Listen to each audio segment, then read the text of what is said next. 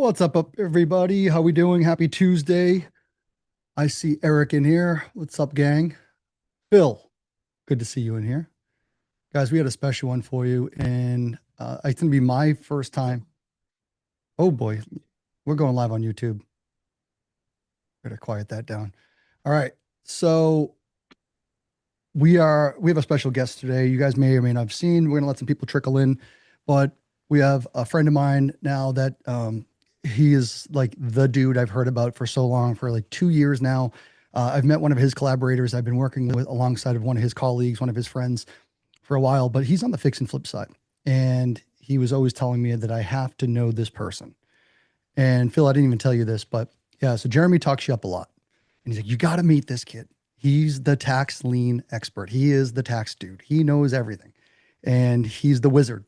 So we get the wizard today. And guys, he's not in our community, but he's a collaborator. He's on the outskirts right now. And I want to make sure we give a warm like community welcome. I want to be super, I don't know, ask you questions. Let's have a great time today. But I want to give Phil his flowers, his respect, and he's also giving us at least 2 hours of his time today. So I want to be super gracious to him. Let me get everything going here. I'll change my name. So let's go. Co-host, confirm. Eric Irvine, where are you at? What's up, brother? How you doing? Good. How you doing? Fantastic. Where are you at? What? Tahoe. Oh, all right. Yeah, Tour in the world as a real estate investor. All right. exactly. So, hey, Phil, Yes. come on, jump on, brother. Thanks for being here. Yeah, no, thank you. Thanks for having me. I mean, I'm really excited to be here. And I'm really familiar with Deal Sauce and I've used it a couple of times myself and it's helpful in all avenues of real estate. So yeah, I'm just excited. And you and I had a good talk the other day and got to meet face to face. And yeah, I'm just honored you bring me on. Yeah, thank you. Yeah, so Phil and I were in Florida. I had to think about that for a second. So we were able to have some dinner. We were with some other investors and partners and other collaborators. So it was really cool to catch up. And some of these folks I've been hearing about, just like in our community, we're gonna have our big Squat Up Summit, which Phil, hopefully you're gonna get your ticket to get out there, your flight, and you can meet some people too. Yes. Uh, Getting it booked today, actually. Yep. Love it. So, guys, Phil will be out there too, and maybe we'll hang out at the Deal Sauce table if we have something set up. Or we'll do some lives. We'll do some whiteboarding. We'll have some fun. But Phil, catch the audience up on who you are, and like obviously we're here for tax liens, tax deeds. We're gonna go through a 101 now. For this is a Deal Sauce Zoom, but this is also something that I just wanted to do for everybody because I've purchased a couple deals that were tax liens, or I should say they were delinquent tax. Now, I am not the most familiar in you're the ninja in your avenue in your industry, but I would say like, cool, we can get some seller finance deals on tax delinquents because most often when someone owes taxes on a property, we're going to talk about residential properties today and maybe land, but for all intents and purposes, if you owe some taxes, most likely you do not have a mortgage because most people, they're escrowing their taxes and insurance with their mortgage, all lumped in payment, PITI.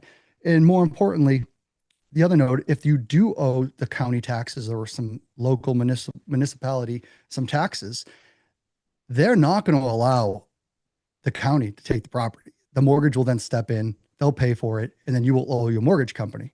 Would that be fair to say? Yeah. Yeah, you nailed it. I mean, 99% of what we see that's like tax delinquent doesn't have a purchase money mortgage on it anyway. Maybe 5% of them have like some sort of line of credit that you'll see like attached to it, but in general, they're mortgage free. And when I get into it, even if they're not, that's not that big a deal on the tax side anyway. Um, I'll talk about all that in a little bit. For sure. So, yeah, before we get too far ahead, welcome everybody. Again, I was still letting people trickle in. Sure. Just seeing a brand new face in here. You may have seen him on YouTube, but Phil Kessler, he's someone who's in the tax lien, tax deed. That's his area of expertise. And I wanted to come on here as a collaborator, as a friend, and bring him on and share some wisdom. Again, this is going to be a 101, just a very basic. I'm going to be learning alongside everybody here too. So I'm going to through some, we'll volley some questions. We'll maybe do a Q&A at the end too, or you can pipe in and ask some questions to Phil, but we'll go through just the basics of what a tax lien is, what a tax certificate might be, the tax deeds. And you're going to probably hear a lot more of this in the coming future. I know for Deal Sauce, again, welcome to the Deal Sauce Tuesday Zoom. We're going to try to bring some of this stuff in there for you guys. I can't give you a date when it will come in, but I can tell you that we are actively working on trying to bring more quality data and leads and prospects and ways of investing in real estate to the forefront, and using Deal Sauce as that catapult. So Phil, again, can you just let the folks know who you are, where you're from, and I'll stop interrupting you? No, you're fine. Yeah, no. So my name's Phil Kessler. I'm a tax lien and tax deed investor. Buy some foreclosures here and there too. I've been investing in tax liens for about 15 years, almost 15 years, 14 at this point. And I have seen the market of just tax liens and tax deeds just go on the same roller coaster that everyone else has seen. And I grew up in Baltimore, Maryland, and I currently live in Southwest Florida in a city called Cape Coral. And I came here because this is one of the places where I was buying up a bunch of land, and I figured, well, I own a certain percentage of the city down here at this point. I might as well come down and start shaking hands and meeting people. And I think it was the best move I ever made, is moving to where the action was at the time. Now, obviously it's cooled down quite a bit, but I love the weather, so I'm not going to leave. I'm jealous. We'll just leave it at that. Awesome. So you're in Florida. You were in Baltimore. You and I had talked. I think we were walking out of the restaurant last week, and you were telling me about a deal or two that you were doing in Baltimore, where like the tax deeds and tax liens, without going too far ahead, like there are ways of getting bit in this, right? You can get bit in the bottom, like any type of investing. That's why it's called investing and not, I don't know, Guaranteed. Yeah. Yeah. So, I think, oh man, I almost want to share those things. We'll try to get into those later, because those are cool little stories where what you were explaining to me in Baltimore, where, you can buy something and next thing you know, it's like, oh, they tore it down. Yes. Yeah. I mean, anything that you can think of is something that's probably happened.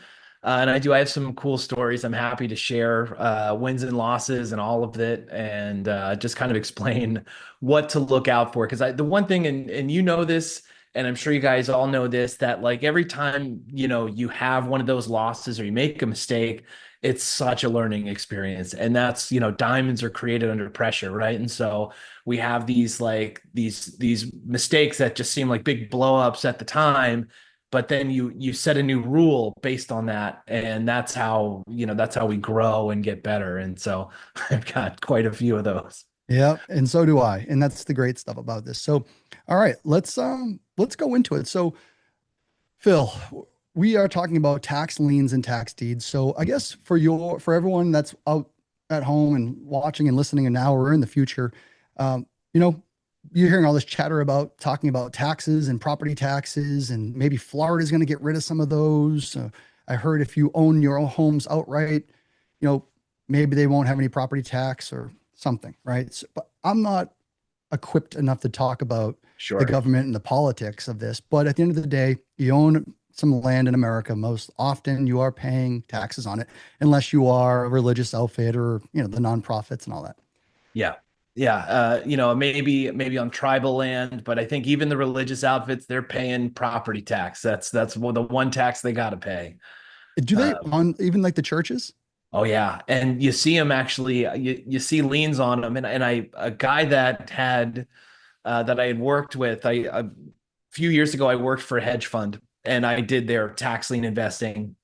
And, the guy sat me down and I kind of gave him a list of we had 15,000 liens we went through, and I gave him the list, and he comes to me after, he's like, I'm going to tell you something and just take this with you. He's like, you don't want to be the person that forecloses on a church. So don't buy tax liens on a church. And it was, that stuck with me, because he's just, guy's bigger than life. So that stuck with me ever since then. But you see him all the time. Like foreclosing on the mafia, like just probably not a good thing to Just, do. oh yeah, don't. So, all right, cool. So, brother, I'm going to share my screen real quick well, I'm going to project. I'm going to say, hey, can we talk about tax lien states versus a tax deed state? Is that Yeah. something we should be able to jump into? And That's the best starting spot, really. I okay, mean, because we hear these terms like tax lien, tax certificate, tax deed, redemptive deed, and it's like, this is like the foundation of it all. So understanding the difference between them is a really, really good place to start. And I'm going to start with tax liens. Now, one thing I want to know, the term tax lien and tax certificate are synonymous. They're used interchangeably. They mean the same thing. But let's talk about what a tax lien is. And we'll kind of like take a bigger view of wherever you live, the county or municipality that you live in. Most cases, it's the county, but up in the Northeast, sometimes it's done on a city level. These counties operate like businesses. They have revenue, they have expenses, they have CFOs. They really are just businesses. And when the county sits down at the beginning of the year, they set a budget for the year. They say, okay, let's say we're in Washington County, and I think it's the most common county name in the country. So Washington County has $100 million budget. They all sit down and they say, okay, this is going to pay for police, fire, roads, teachers and school and all that stuff, libraries. This is what that money is going to be used for. So you have $100 million that's going to pay all the salaries and all the paving and everything. And counties typically rely on property taxes for about 50% of that money that comes in. So by setting a $100 million budget, the county's saying, we're going to get $50 million in property taxes this year. And so property tax time comes around and they're expecting 50 million and only $40 million comes in. Right. So now Washington County is running on a $10 million deficit. They're just, what are they going to do? So they either lay off all the teachers or they have to take out a loan like any business would do. And that's where tax liens and tax certificates come in. So they have this $10 million hole in their budget. And what they're going to do is they're going to take all of the individual tax bills that are outstanding, and they're going to chop them up into individual bills, and they're going to sell those tax bills as certificates or as instruments to the public. And let's say we have Bob, and Bob's a homeowner in Washington County. He's got $100,000 house, and Bob's annual property taxes are about $1,000 a year. So Bob, for whatever reason, didn't pay this year. Maybe he's on vacation, maybe, whatever. There we go. That's Bob. And so he has this $100,000 house. He has to pay $100,000 or $1,000 in taxes. And for whatever reason, he doesn't pay. So Washington County comes and they say, we have this $1,000 certificate that's on Bob's house. And they're coming to you if you're an investor. They're going to say, do you want to lend us $1,000 for Bob's, tax debt, right? You're the investor. And the way that I look at this is a hard money loan. They're asking you, the investor, for a hard money loan against Bob's house. And so, the question that you would have if you're lending is, well, what are the terms and conditions of the loan, right? Every loan you've ever taken has T&C, has terms and conditions. And this is no different. If you're lending, this is a big one, right? So the terms and conditions are typically, based on the state. They're broken down to a couple of things. The first thing is called the redemption period. And the redemption period is basically the term of the loan. How long is this loan going to be? What's the longest it could be, I should say. And, we'll use Arizona as an example. So Arizona has a 3-year redemption period. And so if you were to buy that tax lien from the county 3 years later, then there would be some other action that we could take if we weren't paid back, right? So that's condition number one. Term is the redemption period. The second thing is, what do I get out of it, which is the interest rate, right? And so the interest rate is variable state to state. It's as low as 6% in some places, as high as 24% in others.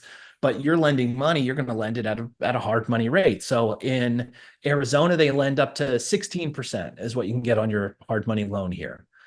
And that's So a flat. So Phil, can I stop you real quick? So yeah, for of everyone course. at home and everyone listening, so what we're talking about right now is the tax certificate. So Bob is late, but Bob is delinquent. And now there's the county saying, and the town is saying like, hey, we have this certificate. It's a piece of paper. That's all it is. It's a piece of paper saying, as Phil said, is an instrument. And what they're going to say, hey, this is the money that is owed to us.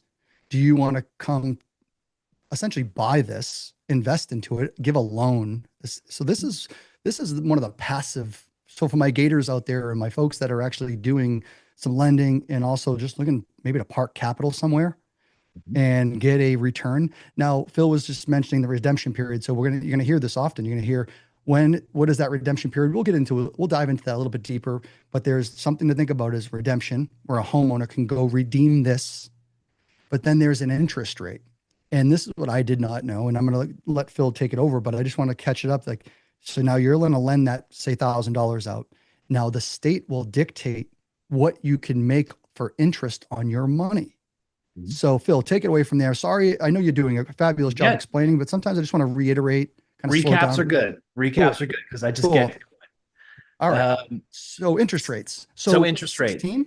16%, and that's per annum. So that's per year. So if you're holding that for 3 years, that's 48% on your money in 3 years, right? So it's usually broken down into a monthly amount. So 16% would be like 1.3% a month on the first of the month every month, right? And so 16% a year for 3 years. And I'll call it a term. It's not a term, but I'm going to use that terminology, but it's a 3 year. So like, because there's a redemption period of 3 years where Bob could pay you back, right? Is that what we're getting at? correct. Yeah. So Bob is, so essentially that 1K a year, or the 1K that you paid, and taxes go up, right? So in 3 years, you will have to pay, let's just say every year was 1,000, but it's 1,000, 1,000. So you're responsible for the, year.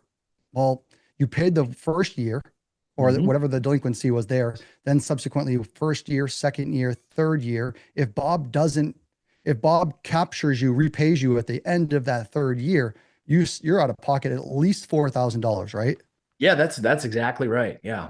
Okay. So for everyone following at home, and now I don't want to, again, I'm interrupting Phil, but Bob has 3 years to pay you back, but at 16%. So keep going. And that's on all of those certificates as you pay. So we'll kind of get into those are called sub taxes. We'll get into those a little later. Oh boy. But, the actual certificate 3 years from now, Bob hasn't paid. Well, then what? Well, then because you're a lien holder on this property, you're given the rights as any other lien holder, and lien holder like a bank or like a homeowners association, you're given the right to foreclose on Bob's property. And so you would file a foreclosure lawsuit. And basically what you're doing when you foreclose is you're bringing Bob to the table. You're saying, listen, you're making sure he gets notice of all of this, and you're bringing him to the table. And you say, listen, at this point, I'm into this for 4,000 plus legal expenses. And, I'm owed money. And here's the thing, Bob, if you're not going to pay, I'm going to take title to your home. And, the reality is that 99.99% of the time, if Bob's living in that home, Bob's paying back. He could take, remember, these are mostly debt free. Bob could take out a HELOC and pay this off. There's a lot of outs for Bob here. The scenario where you usually end up taking title in this position is if somebody has passed away. They've owned the property for 40, 50 years. There's no mortgage. They pass away, and the estate maybe is mismanaged, or there's no one there to do it. And those are the scenarios where you end up taking title in a lot of cases. But that's really the whole transaction on the tax lien side. From liens created, you buy it, you're an interest. Bob doesn't pay, and you can foreclose. And the tax deed has one minor difference. In a tax deed state, it's the same process, except the county creates the lien in the beginning, and instead of selling that certificate, they actually hold on to it. So in a tax deed state like California or Virginia or, North Carolina, they create the tax lien at an interest rate, but they hold on to it for 3 years. And at the end, if whatever county Virginia isn't paid back, they foreclose on the property. And if it goes through the foreclosure, then they just sell it to recoup their money.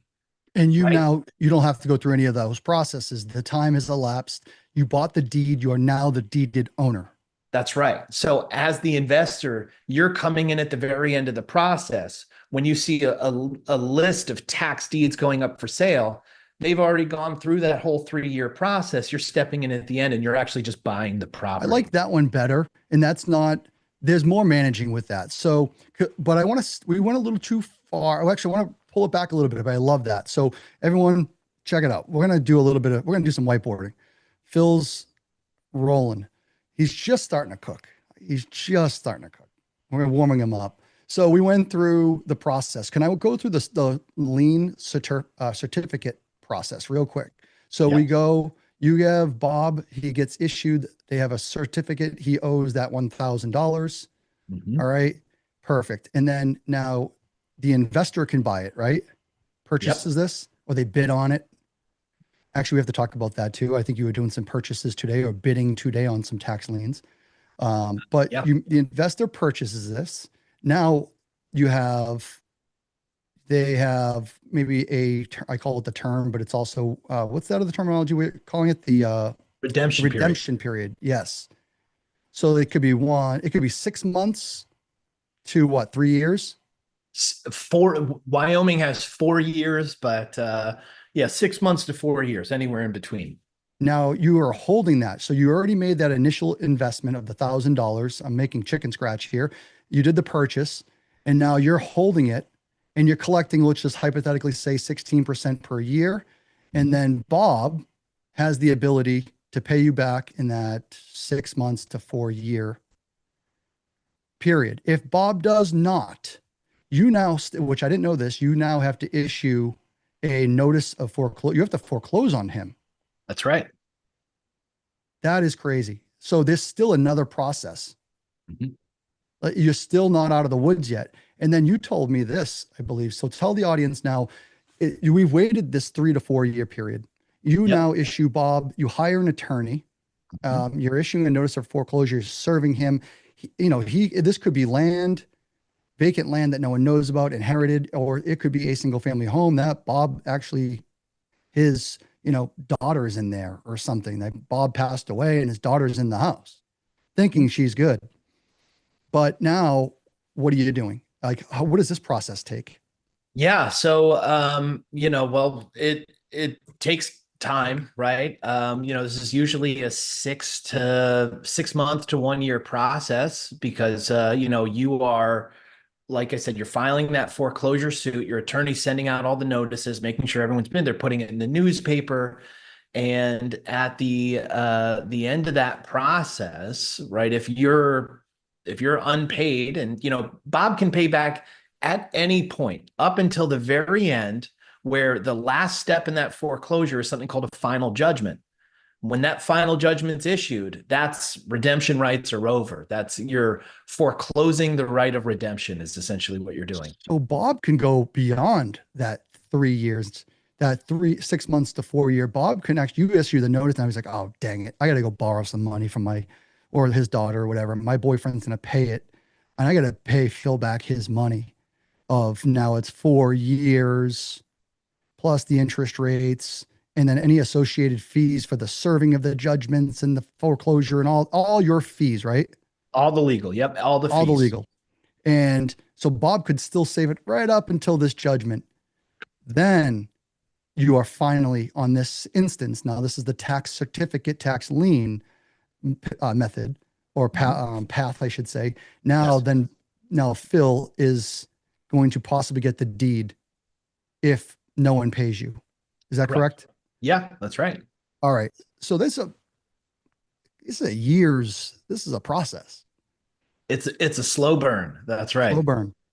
All right. It's very scalable though, right? And this is one of the things I like about tax lien investing, because it doesn't matter if you're starting with $200 or $200,000. And true story, the way I started this is, back in 2012 when I started, every Friday I got a paycheck, and every Friday I'd take either 100 or $200 out of my paycheck, and I would buy 18% tax liens. I'd buy them over the counter. And so this was a weekly process for years.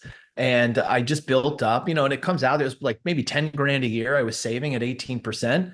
But over the course of 5 years, you have money that comes back, and you put that out with your $200. And, by the end of it, the reason this is the reason for my growth in this was that it became untenable, because sometimes I'd get like a bunch of checks in 1 week. I'd have like $5,000, and I'm looking for $5,000 in tax liens on a Friday. And, that was, I was like, I need to step this up somehow. And that was really what spurred all the growth of going to auctions and buying property and all that other stuff. But it was just like a side gig.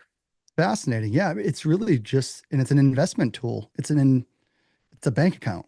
Yeah. Because I mean, you're never going to beat the house. I call the house is the government, right? You're not going to beat the land, the cities, the states. So they're always going to get paid. And if you're the one that's loaning money to them, that means you're going to get paid always. yeah. Yeah. And then the collateral or the asset itself is always the last and final step as your collateral, that you would get back. But now you go, oh, I don't want this back. I got a piece of land, but you got a piece of land maybe for $5, $7, $8, $10,000 after that. The redemption period is up, and maybe you ended up being awarded that in the family. And I actually know, I have a personal story. I think I'd mentioned to you that, like, my grandmother gave up land in Montana. That was her aunt's. And my grandfather told me that she goes to him, we're never going to go to Montana. And don't you know, it's Whitefish, and it's like one of the most expensive towns, most expensive areas. But we're talking 1994 is when they did this. And they were just trendsetters. Well, I wish I knew this. I wish I had the tools back then and the resources, but I was too young. But I would say, like, they just gave it up. My grandmother inherited this property from her aunt.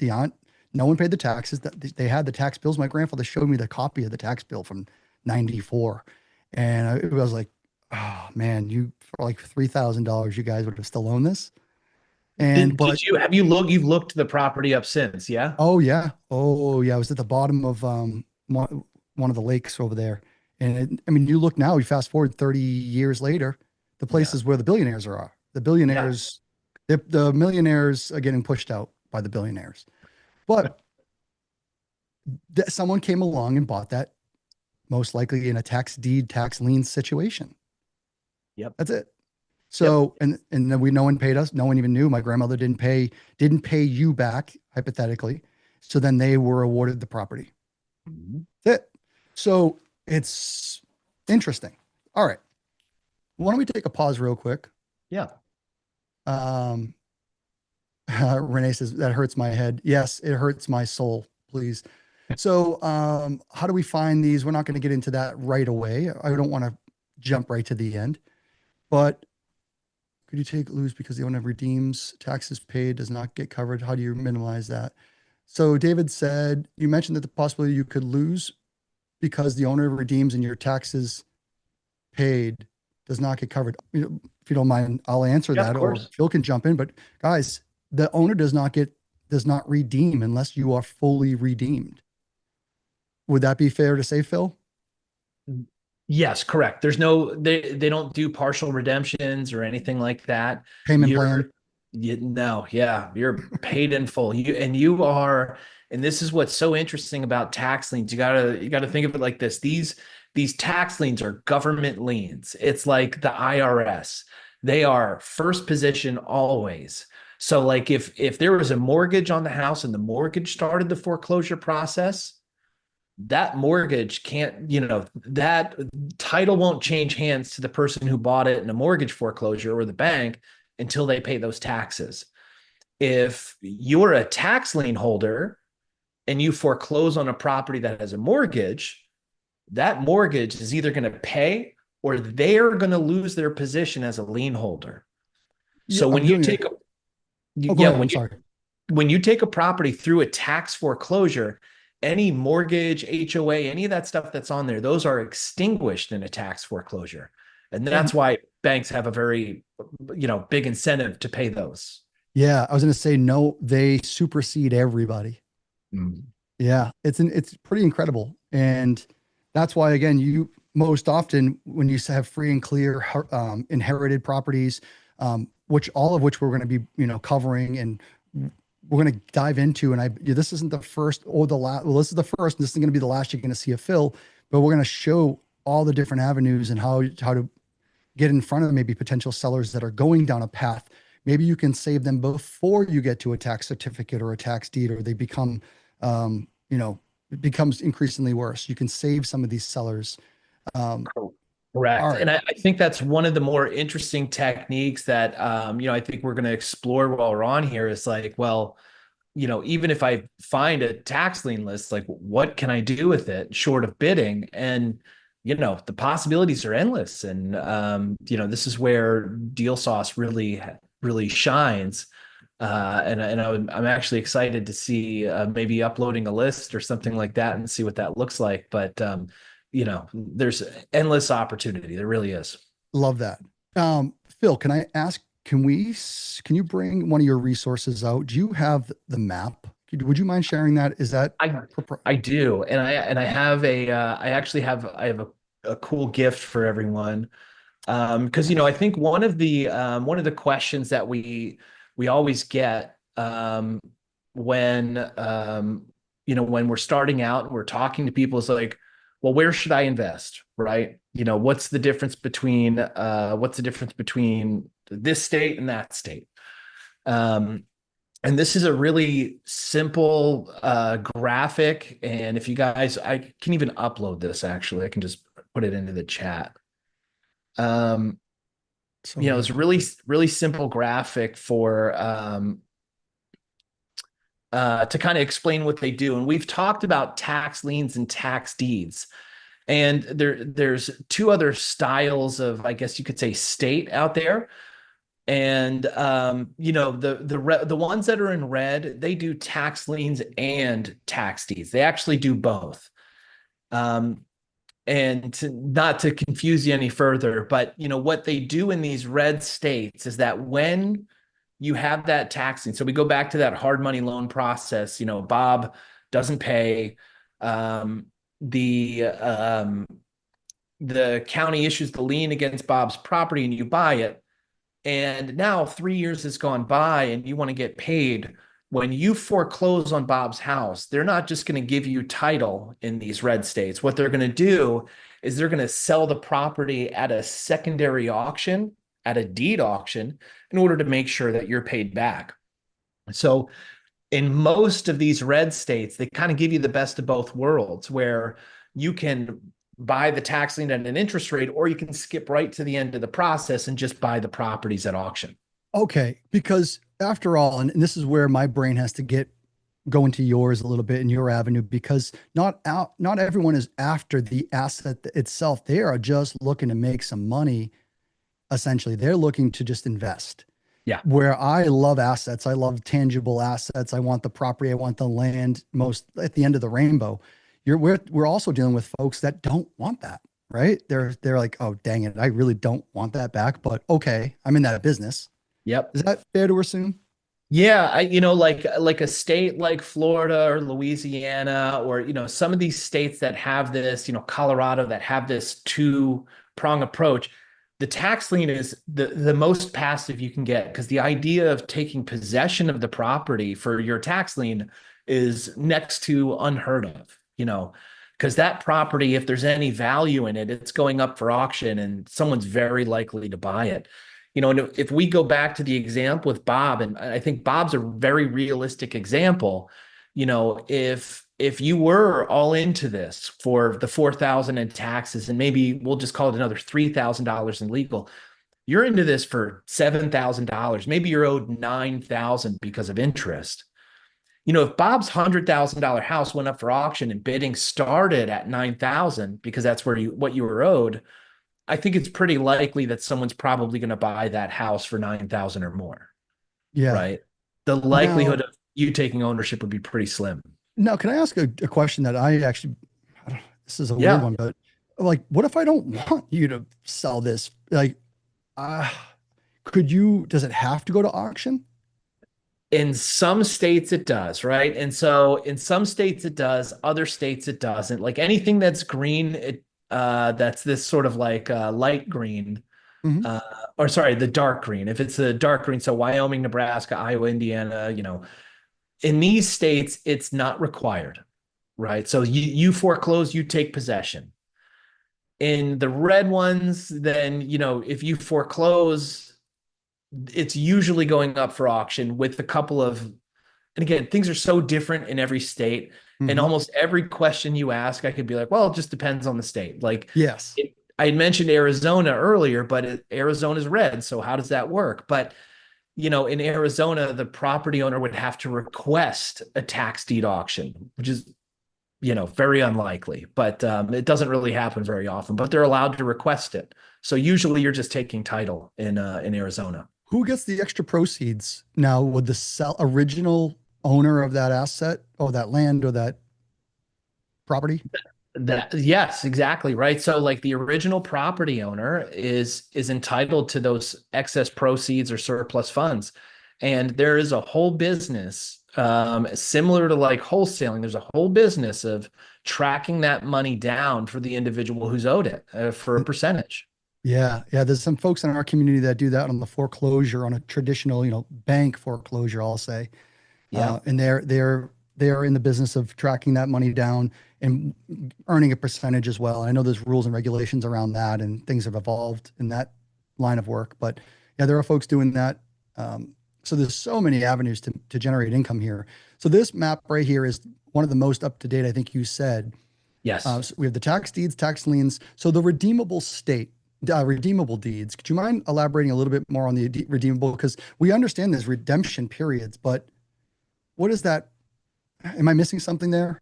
Yeah, redeemable deeds are kind of funny. They're sort of like a hybrid between the two.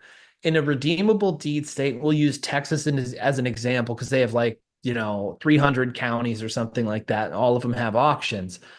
In Texas, you are purchasing the property at an auction, but when you buy it, it's subject to a redemption period. So if you buy a property for $100,000, property owner can come back and basically buy the property back from you. Now it's extremely unlikely because not only do they have to pay the 100,000, but they also have to pay 25% on top of that. So they're paying 125,000 on day one to get that property back. So it's extremely unlikely, but it does happen occasionally. So it's similar to like an interest bearing asset where it's like, where we talked about Arizona has that monthly 1.3% a month. This is 25% on day one. And property owner can redeem you out. And so in that 6 month window, and it's 6 months or 2 years, depending, but in that 6 month window, there's not a whole lot you can do. You can't really resell the property to another individual because it's still subject to redemption. So there's no title company is going to sign off on that. That makes sense. Yeah. All right, Phil, if you don't mind, you could take that down. So Yeah. everyone grab, I think it's in the side chat. So Phil dropped that in the side chat. I wanted to ask you, there was something that I came across. I bought a foreclosure at a live auction. I used to buy a lot of asset. Like, again, I would buy the bank foreclosures or REOs, or pre-foreclosures, I should say. Then it becomes a foreclosure. I bought one I did a fix and flip on, and maybe I was naive and it was fix and flip. It was in Massachusetts. And when I purchased it, my attorney goes, "Hey, just letting you know, the IRS has an ability to come and buy this off you." And it's a little bit different, but I think you know where I'm getting at. They I do. said, "Hey, Yeah. the IRS, I think has 6 months or 4 months or something like that, 120 days to 120 pay days. you That's right. back." So now again, I haven't talked about this since that happened, but he's like, they're not in the business of buying deals back from people. Let me just tell you that. So the likelihood of the IRS paying you off, because I think that gentleman in foreclosure, he ended up skipping out on a bunch of wages, tax wage. So the government went after him, and they were probably putting a lien on his property. So catch me up on that. Like the IRS would have had to pay me back on the purchase, the closing, and any probably fees that I might be. They're only required to pay you anything you've paid plus 6% annualized. So they'll even pay an interest rate if they redeem you out. They have 120 days to do it. And there's actually a form you can fill out. And I'll drop so should you ever find yourself in this position, there's a form on the IRS's website that I'll put into the chat. It's called a 14135. And basically this is I want to discharge this tax lien, this IRS lien from the property because that guy doesn't own it anymore. I own it. And so you can fill that out. And I think you have to get an appraisal, but once you do that, they can discharge the lien from the property. Okay. All right. Or you just don't say anything at all and just falls off. Yeah, it does. It falls off after 100. But here's the thing. I know that they do it. I've only heard about it on the tax side one time. It was in Indiana. It was a property. It was owned by like an athlete. It was like a $5 million house. And there was a like $30,000 tax lien on it. The person who bought the tax lien foreclosed and ended up getting this like $5 million house or whatever it was. And the IRS, there was like a $1 million debt, and the IRS stepped in and was like, well, we'll take it. And so we're going to give you your $30,000 back. Exactly. Wow. But on treasury.gov, they do have auctions. And I put the link I put the auction link in there. They do auctions for these properties that they take from time to time. It's not a whole lot, but all right, every once in a while. So good. Guys, give Phil some love on this side chat, please. These are all gems. Phil, you told me yesterday you bid on 2 properties or 2. Look at that. Thank you guys. Thank you for showing up today, by the way, on a Tuesday, Deal Sauce Zoom. We're not done yet, but Phil is gracious with his time. He's on Zooms and training and coaching and doing all these things all the time. So yes, appreciate you so much. No, my pleasure. I love that. Listen, I could talk about this stuff forever. Yeah. So you can just have me on here for 6 hours if you want. You and I are the same in that avenue, for sure. Hey, how was this morning? You did 2. Catch the audience up on what you were bidding on, or did you bid on those properties this morning? I did. So this morning there was a tax deed auction. Can you show us anything like what you may have done? If you don't mind, guys, I didn't ask him to do that. I know he told me this yesterday. He's like, oh, it'd be cool if you won something, or even if you didn't win these auctions, it'd be cool to talk about. Yeah. So there was an auction in Jackson County, Florida. And Jackson County, Florida is it's definitely an up and coming market. I'll show you. It's an up and coming market. It's interesting. There's a metric that I like to use in real estate, and it's months of inventory. And when you're looking from kind of high level at like whether it's a city or maybe a whole county or maybe just a neighborhood, I look at the months of inventory. In other words, like how much properties listed for sale in relation to how much has sold over the past 12 months. And there's like a certain ratio that you want to find there. And Jackson County is one of the few in Florida that has like a good months of inventory. Now I really like vacant land. And so this morning there were 3 properties that went up. I did. I won one of them. I bid on 3 of them, but I won this property here for $6,800. And it's in Jackson County, and I'll show you exactly what it is. Catch the audience on this. So what was the offering? What was the starting bid? So the starting bid was $1,500. Okay. Just $1,500. This is eBay. This is like the eBay of assets. It is. It's exactly what it is. How can I make this bigger? There we go. It's sort of like the eBay for tax deeds. And so this property here, Assessed value was 7,500 again, take that with a grain of salt. But I think the property's worth like 10,511, and picked it up at 6,800. And sometimes this is a more rural county, so their public records sites sometimes don't work great, but it's a what was it, 1 point. It's funny. I think what they have in their assessor page is wrong. I think there's like 1.7 acres. Ooh, so you found a discrepancy in that could be for your advantage. Like almost like yeah, like a building or a house that says, hey, it's only 2,000 square feet. And you're looking at it, you're like, no, that thing's definitely 3,000 square feet. Someone measured yes. wrong. Yeah. Those are actually W's. Those are wins. I agree, right? Because everyone's just going based off the assessor page. Yep. And if you're going based off what it actually is, you're gonna fare a little bit better. You're gonna be able to be a little bit more aggressive. Why am I so zoomed in here? So you went to Mariana, Florida. Now you're looking at land. So he purchased the tax lien Yep. at this Florida county, and you paid what was like $6,700 or whatever the dollar amount was. But you're now looking just on Zillow, or you can go to Redfin, Realtor.com, DealSource, whatever it is. You're going to look and see maybe what land is trading for. Is that fair to assume? Yeah, that's exactly right. And so I'll kind of look at an area, and for some reason my screen is being kind of funny down here, so I can't go to satellite. But I'll kind of look at recent sales in this area for those like 1.7 acre lots. And this is the closest. This is 1.5 acres. It sold for 15, and I do think that was a little high. This would have been back in December, November. I felt it was closer to, and I always go pretty conservative when I'm doing my estimates. I think it was like, 11, maybe 12. Okay.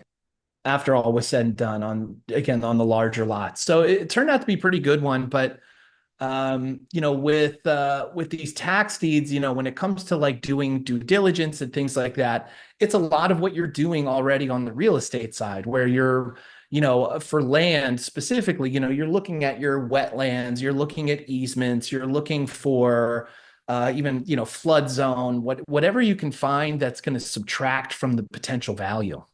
Mm-hmm. Right. So Phil, this is a tax deed. It is. This is actually the deed. This isn't even the certificate. That's correct. So now what is the process, if you can, and I'll share my screen too in a moment, just to walk through this process. I want to show this example to folks and maybe the sequence where it's the tax deed now that you purchased for, was it $6,800? Yes. So this is the deed, right? And the way that I look at this is, and I know someone in the chat. I know Adriana. Good to see you, Adriana. Oh, sweet. This opening bid number here, this 152327, this is a really good example. I'm glad you actually brought this up. This number here is what's owed to a tax lien holder somewhere. So at some point in the past, 2.5, 3 years ago, someone named AVK Real Estate LLC, they bought a tax lien for maybe $300. Yeah. And 2 years went by and they foreclosed on the property. So they had to pay 2 more years of taxes. And then the foreclosure fee here is probably about $800. So they're all into it for maybe $1,400, but they've been earning some interest along the way.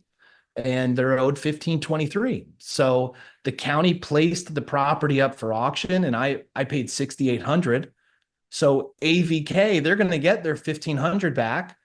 And then that balance in the middle, that surplus, that's going to go back to whoever the original property owner was, Flanagan All-Purpose Services. Purpose Services. There you go. Good Irish fellow. Yeah. So this is kind of like the whole process in one slide here. So you own it now. Well, theoretically, at the end, they probably want their money within what, 24 or 48 hours? 24 hours, wire sent. Yeah, I own it. And all right. So that's the tax deed, guys. That's the difference between earlier we were talking about the liens, talking about the certificates. That process is completed.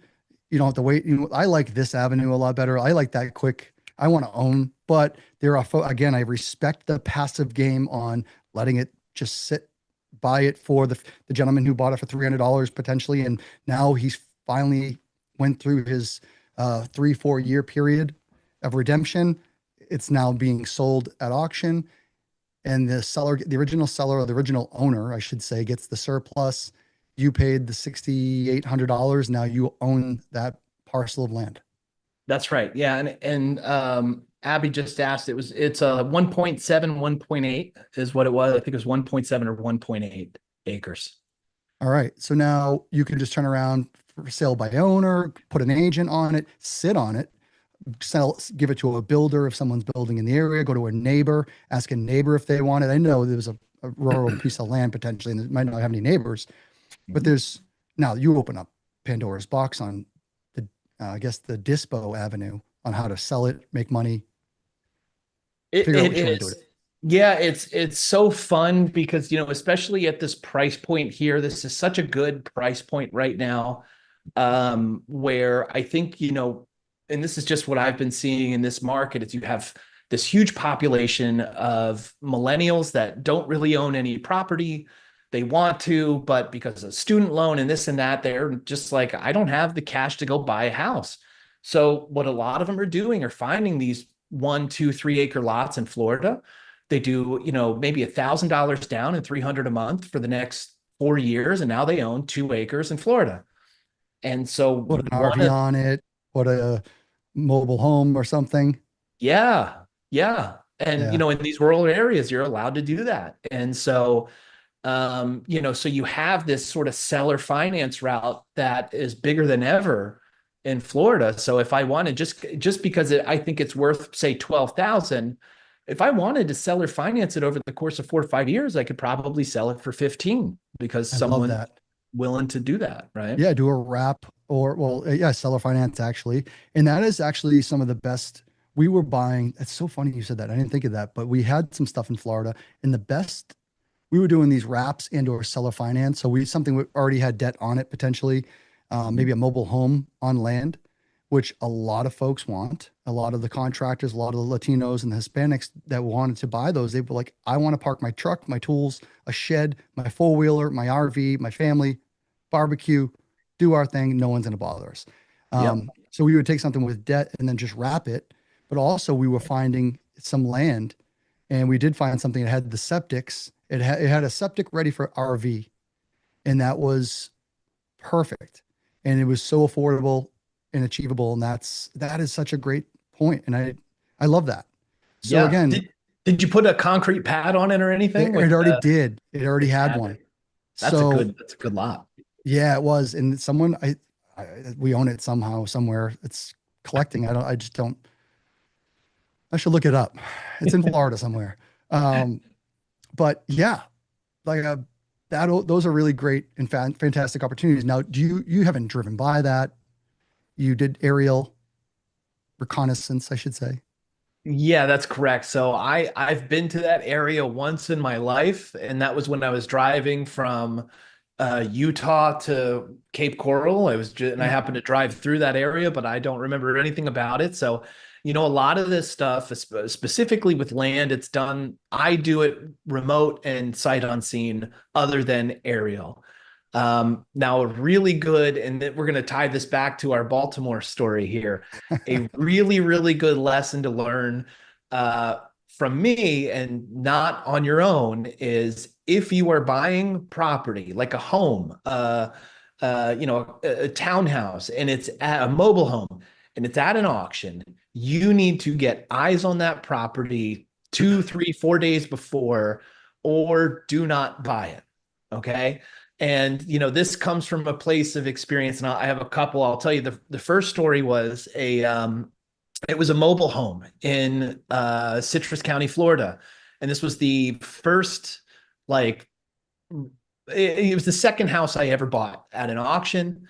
And I paid $23,000 for it. And I did Google, I did the street maps, I did this, that, and sent a realtor there the day after the auction. And, they FaceTimed me, and I was like, oh, this should be exciting. They're going to the house, and he answers and he's like, have you seen this thing? And I was like, of course, I saw the satellite. I know it's, And so he turns the camera around, and it's basically like this empty shell of a mobile home. Like, it's still there, but there's no floor inside of it. and someone had like taken like a pickaxe and just completely destroyed it. And it was just basically, you know, an 80 by 15 piece of junk. And Tin so, can. yeah. And so he said, okay, well, you're into it for 23. He's like, you can spend 5,000 and remove it. And then we could maybe another 25, get another one on here. And I think we could sell it for 75. And I didn't have any cash. I was like, you know, and I didn't never used hard money lending. Like all that stuff was so foreign to me at this point. And I just sort of panicked. He's like, I have a friend who would buy it from you as is, if you want, but he's not going to pay more than what you paid. And I was like, that's fine. So I think I ended up losing like $150, you know, but I basically got my money back, but it was a valuable lesson.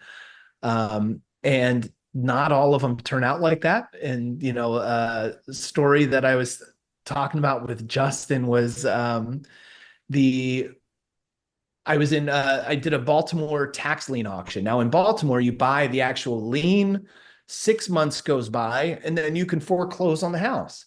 Now, these foreclosures, unfortunately, in Baltimore City can take 2 years. They can really take a long time because there's a lot of steps and hoops that you have to jump through. So buy the lien. And I'm thinking to myself, like, you know, it's a lien. I mean, you remember Bob's example, we had $100 lien on or $1,000 lien on $100,000 house. Even if it did burn down, like what's, you know, $1,000, but you know, I say that, but then this house actually did burn down. And so I had started the foreclosure.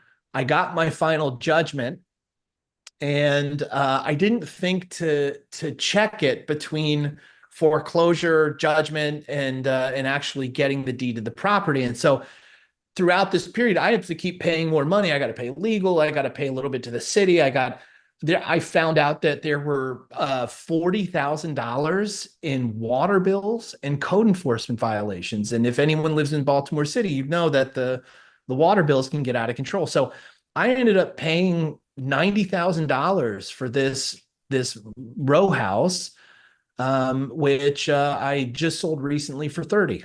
And so it was my biggest loss to date, but this always goes back to that rule that I should have remembered years ago, which is always get eyes on the property. Yeah. Structures, get eyes on them. You can't do that without seeing them. I have a question now. Holy moly. All right. What about insurance? What about loss? Can you insure that? Because, you know, you're thinking about it. I'm sitting here going, well, yeah, I'm going to have, if I bought this Bob's house and I'm going to sit on it for 3 to 4 years potentially. Mm-hmm. Now, yeah, what's going to protect me against this is my collateral? What's protecting me on that? Yeah. So if you are buying if you own the property, you can get insurance. But when you buy a tax lien, you simply have a claim against title. You're not an owner on the property. So you can't really insure that property. If anything were to happen to that property, you can't really insure it. So you're just kind of in this window where like, okay, you know, maybe I want to double check before I go through all the steps of foreclosure. Let me make sure that the house is still there. There should be like a tax lien insurance. Maybe you and I can start an insurance company. Tax lien insurance doesn't sound too bad, actually. I imagine, you know, but then you'd have to, would people only insure their risky assets? You know, if they insured their whole portfolio, then I bet we could make, we got a real plan there. We'll have, But we'll have to talk to our friends. Yeah, exactly. That's incredible. So yeah, if you're not careful, you're in trouble. Like that collateral can go up in smoke, up in flames. And then yes, some of the things I know we've jumped around, we're storytelling and I love it so much, but yeah, water bills. And that's interesting. And you know why water bills, you know why I have to pay them? Because those are government liens, right? Yep. And government always gets paid. Like you said, the house always wins. And so anytime there's a government lien, you know, whether you're foreclosing or not, typically that's one of the ones that has to get paid. Now, the IRS it's kind of, they have that weird rule where they just fall off after 120 days. But, if it's on the city level specifically, usually city, municipality, that's the stuff that's got to get paid. And then the bigger you go, the less likely it is. And they're in going to say, you terms- want water? Oh, you're going to sell this house? The builder comes in, whoever's going to buy from you. All right, cool. You're not getting water service. Yeah. We're not going to give you water. Yeah. All right. So let me jump on Deal Sauce real quick. I want to show Phil, can you just, let's kick the tires and say, like, maybe we can look for some opportunities. Um, we don't have the auctions right now. We don't have the ability to actually find those, you went on in the county and was it Jacksonville County? Jackson County. Jackson County. And we don't have the ability to go, those are localized platforms, but also, there are other systems out there, and hopefully you and I get to introduce a few of those things in the future. But for now, I just want to show people on how you can actually get involved in some of this, or actually go look for some opportunities. Yeah. Now, again, tax liens, tax deeds, we're going to just even look for folks that might, it's the precursor there. Like they're starting to become delinquent. They're starting to pile up. The revenue, their tax, they might be 2-3 years behind in taxes. Phil, I did a deal a couple years ago, which I actually just refinanced. It was a seller finance, but it was a direct mailer, and it was off a county. No, it was off after Rochester, New Hampshire delinquent. I'm just going to type in New Hampshire because I always do the backyard. But they were $53,000. I think I may have been in commercial. Holy cow. Yeah, and they said, hey, listen, we're not in the business of taking people's homes. So I thought that was pretty interesting. So they elected to not pursue anything. Does that make sense? Some locals. The cities? municipality did. Yeah. So New Hampshire's pretty funny, actually. So New Hampshire has like they have a special, like, I don't know, clause or statute in their laws where they don't necessarily have to foreclose and sell it, but the city in some cases they will claim ownership of the home. And New Hampshire is one of the only ones that does it, but they'll claim ownership of the home, and they may not actually force any sort of ejectment or eviction or anything like that. Yeah, all right. So that makes sense. So yeah, they told me she was probably 5 years behind. It's a funny story, but yeah, they actually let me take the tax liens over subject to, and I think they regretted that after a few years. So I actually was on a payment plan with them. And I just asked, and they said, yeah, we'll let that happen. We'll do that. So I said, I'll pay the current year that I owe you, she owes you and I owe you, because I'm going to close on this asset. I'm going to own it. They don't own it yet. This woman still owned it. And they said, cool, how much can you afford a month? I said, $250. They said, okay, perfect. It's going to take you a long time to pay us. But $250 a month, I chipped away at that 50-something thousand dollars. They weren't happy after a couple of years that they found out that they did that, I'll just say, but all right. They accepted what they were willing to accept, right? They did it, and I got a good story now. So we're going to go back to May of 2025. Actually, this is a good conversation piece. Man, I just so many things I want to talk about, but let me go to January. Yeah. But there's also, things you want to monitor, and I don't know if we want to share with the audience the things to be mindful of on different triggers and different dates. I'm going to stop sharing my screen. I just want you to have the floor on that before I do this search. I think it's super important. I think this is a good segue into the other handout that I wanted to give, which is I have a guide that breaks down really every state's general rules, and I just put it into the chat, and I'll show it to you so I can just explain how it works. But it's pretty straightforward. This is a PDF that I put together just to explain, all right, so we have all the states over here in the left column. It tells you what type of investment it is. By the way, hybrid is tax liens and tax deeds, not those redemptive deeds. So this is a state that does both. It tells you where they hold their sales, when their auctions are, and then it talks about bid type. Now, bid type we haven't talked about, and we can definitely go into weeds. and then it'll show the redemption period. So it's just like, here's a good guide. If, if you're sitting there and you live in Iowa, you can come down here and say, okay, Iowa does tax liens. They do their sales on these sites here. Third Monday in June, every single county is on the same day.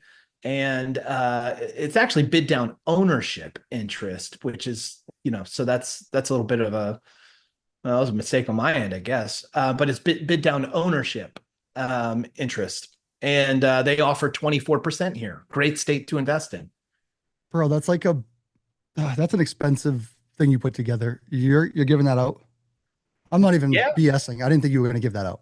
Yeah, no, man. I listened. It's it took me years to put it together, but anything to help jumpstart. If you guys are interested in this, it's the kind of thing that will that'll help jumpstart and let you know where you should start looking. And we're going to talk about finding lists at least. Like where do we get those, right? Thank you for that. Like, honestly, guys, give me some love. You showed me that yesterday, and I was like, yeah, we're not going to give that away. No. But yeah, because I know how much sweat and blood and coaching and the things that you've put into this, and I appreciate it. Honestly, I do, because I'm actually I don't even have a copy of that. I can't wait to get it. Hey, can I mention something here? I'm going to share my screen. I had something that's talking about like when they are due. So just general tax timelines. This is something we were talking about a little bit yesterday too, but for, like I told you, for my backyard, New Hampshire, we pay taxes twice a year. All right. And usually they do end of January and end of July. So I know when I'm looking for tax, now I'm looking for delinquent taxes, a little bit different, guys. We're going early on before they become a certificate, before they're delinquent. I don't know how long it takes to get a certificate. It's a great Phil question. Like when might someone get that foreclosure? Like you saw, I bought one that was 5 years, $50,000 in back tax. They didn't foreclose on her or issue a certificate or put a deed out. So it depends on the state, but there's Yeah. usually there's a statute of limitations for how long these tax liens go before they start to expire. And most of them are somewhere in the 7 to 10 year range. So with Florida, it's 7 years, meaning someone could have 7 full years of back taxes, and then when they get to year 8, that first year is going to fall off, and so they'll kind of have like a rolling 7 years, and that would be in the case that nobody has foreclosed, which again, right, it happens, but some places like New Jersey have a 20-year statute of limitations, so they could have endless amount of tax liens. Okay. All right.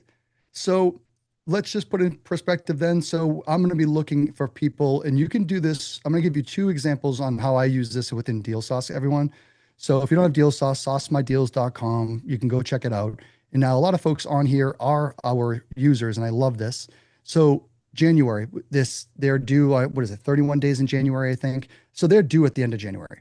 I might not be asking my tax collector, which it's all public information. All right. This is part of like the Freedom of Information Act. You just be careful, and you have to sometimes pesca the lady, woman, young lady. Usually it's a nice woman at the counter. It could be a gentleman. All right. Be polite. Sometimes they don't want to work for you. They don't want to do these things. Sometimes they're going to give you APN numbers and try to make it a little bit difficult to give you that person who might owe some taxes. But you're going to get people who forgot maybe 25 cents. All right. They forgot 25 cents. They omitted the dollars and cents on their check. And you're going to see people who owe that. And you're going to say, no, I'm not going after this person. But then you may start to see when you ask for this list, maybe in March or even, I don't know, end of February or February, when if it's due in January, going to give some people time to cut the check. Maybe they're getting their tax returns. Maybe they can't afford it right now, but they're going to pay it. I want those people to pay their taxes and keep on keeping on. I don't want to go after them or market to them, I should say.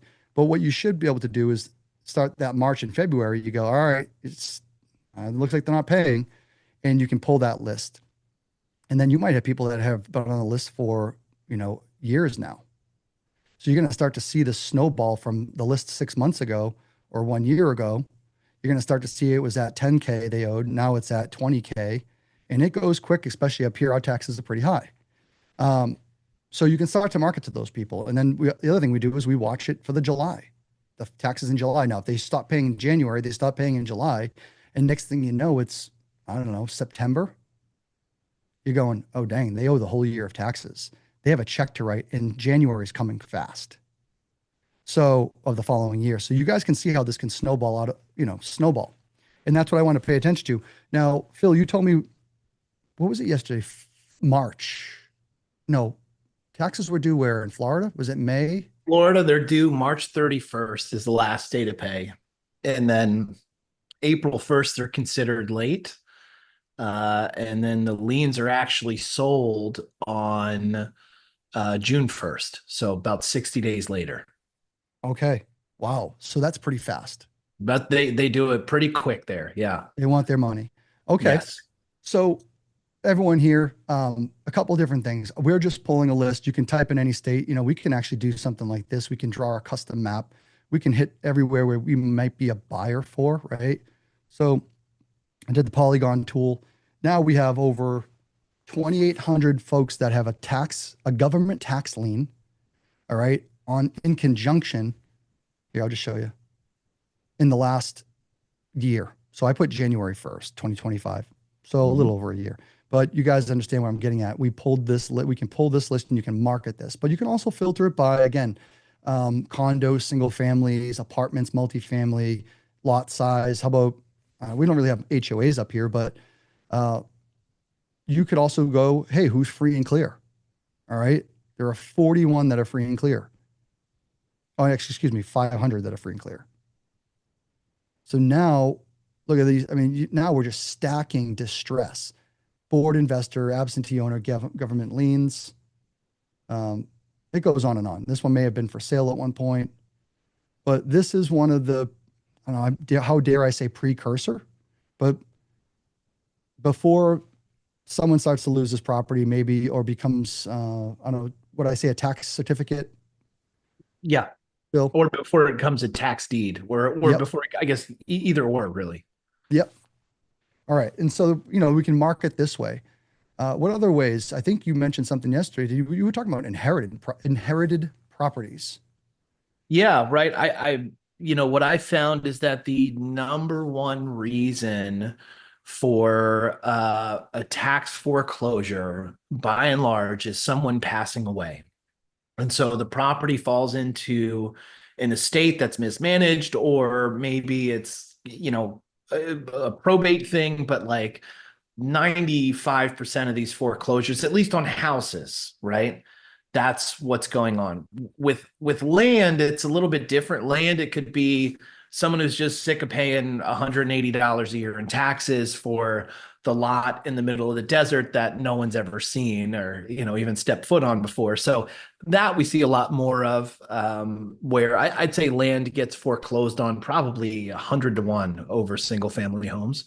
For sure. Yeah, that's right. So when you're looking through that list that you have there, you could look at the owner name and see, is this in an estate, or does it have that little et al after it, ETAL, which can indicate someone's passed away, and there's, that ETAL, it means and others. So there's multiple people on the title.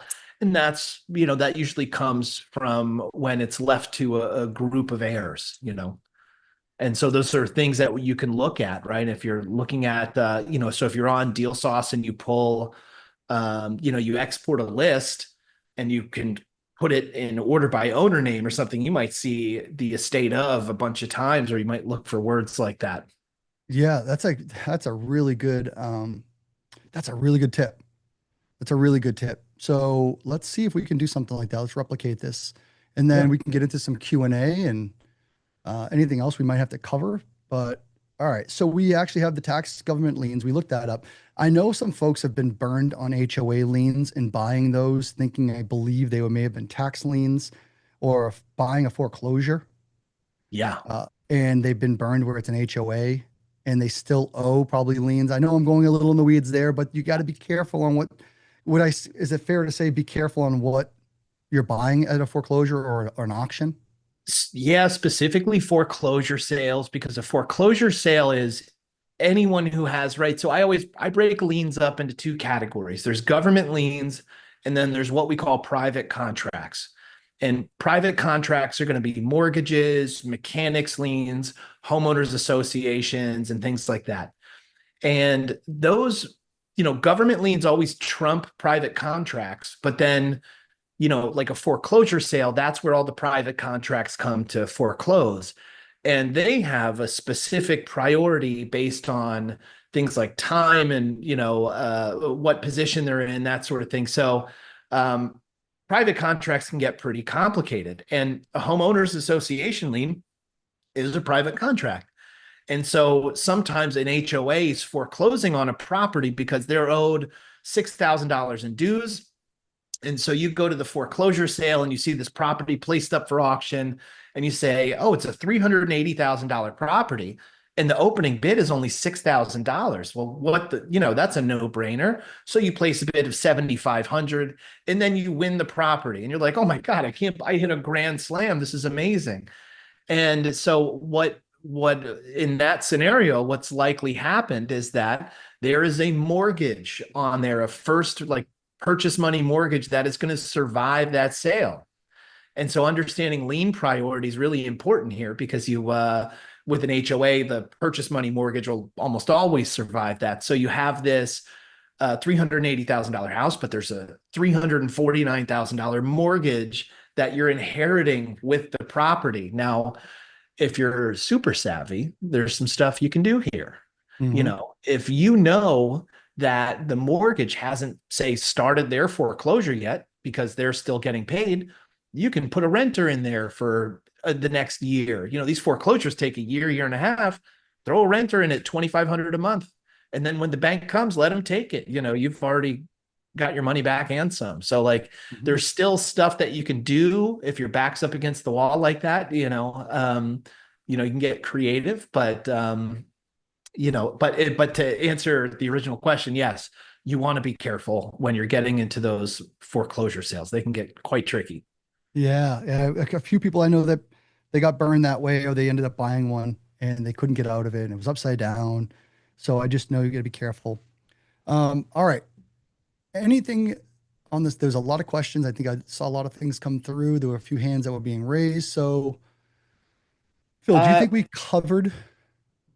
we I know we we didn't cover everything. we covered a lot. There's one other thing where I think this would be like just a good thing for everyone to maybe do in their local municipality, Cool. where whatever county, or if you're in New Jersey or New Hampshire or Massachusetts, you need to go to like the city level. But if you're in whatever county you're in, I would say, and if I'll pull up my screen here, I'll show you a neat little Sweet. trick. So I went to the Maricopa County Treasurer's page, and Maricopa's where Phoenix is, obviously. And if I want to maybe get a list of these tax liens that are upcoming or maybe that are passed, right? So one of the things Justin was saying, like, hey, instead of getting it right when the lien comes out, maybe go back, a couple of years, because those might be the ones that have a little bit higher urgency, right? People that may want to get out of this a little bit more.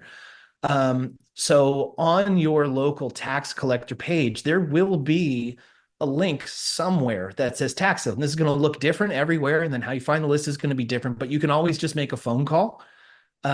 So here I would go to I want to, and then become a tax lien bidder. All right, simple enough. Mm-hmm. And it's going to take me to this website here where Maricopa County sells all of their tax liens. And you can register. If it takes you to a website like this, just register at the website. And once you do that, you can log in. And there's a link over here on the left that says results. And this is going to be results of the tax sale that happened on, February 17th or whenever it was somewhat recently. And down here we have 13,000 tax liens that were sold at this year's auction. And something you could do if you wanted to, you could just export this whole list as an Excel spreadsheet. And now you've got a list of 13,000 tax defaulted properties. Now, if you want to narrow it down a little bit more, which I I'd probably advise, there's certain things that you might be able to filter out. Like let's say you wanted to do only single family homes, a lot of times they'll have a filter like this here. And again, I don't expect anyone to be an expert after watching me do this for 30 seconds, but you can take all these single families and throw them over here and click search. And Phil, we can upload a CSV list, which I wanted to show folks if they do go out and get that list like you're doing and or go get it from the county, from the clerk's office prior, you could then upload this list into Deal Sauce and then really niche it down. See what they're doing with what other distress factors are going in there. Sorry, say that again. And like you might be able to, we call it list stacking, but you might be able to see that, they also have a mechanics lien. They also have this lien. So you'll be able to see other distress features and factors. And if it was a trust, an estate, inherited, all those things. I get you. Yeah, exactly. Right. So if you can upload into Deal Sauce and see some of those other factors that may have been triggered, that's going to make this job so much easier. Yeah. Because right now, all I have is I see, and I saw a question come in, what's face amount? The face amount is the actual tax lien amount. This is what the tax lien was purchased for. And so this was a $1,000 tax lien. And, this is your parcel number. So clicking on the parcel number would show you what it is. But if you guys have a parcel number, you could search that. But it's let's see what this thing is for $1,000. Yeah, it's a $400,000 house, right? So in terms of like security is this a safe investment? There's not a whole lot of stuff that's going to eat up that $395,000 in equity. Even if there was, say, an IRS lien, what this would be for the most part, a really safe investment. So then you could reach out to this owner and try to track them down that way. Was it 1009 Westwood? What was that one? This one is 10906 West Woodland Avenue in Avondale. Hold on one second. West Woodland. All right, I got it right here. I just want to share real quick. Pull it up, yeah. Just to give a quick. So Sergio, let's see if Sergio is the owner. Sergio is the owner. Velasco. Sergio's information is right here. Mobile, residential, and Margolis _ Prescott. And let's see what else we see here. So Sergio, hold on a minute. This is cash buyer, flipped, free and clear, delinquent tax activity. So we're seeing the tax issues, and this is a free and clear property. So, hey, Sergio, even if the tax, now let me ask a question because I'm going in the weeds again here, Phil, but what is the redemption? Can Sergio withdraw? Now, if you bought that tax lien or the tax certificate, can Sergio say, I'm selling the property? And then just pay off that person. But he can do it any time, right?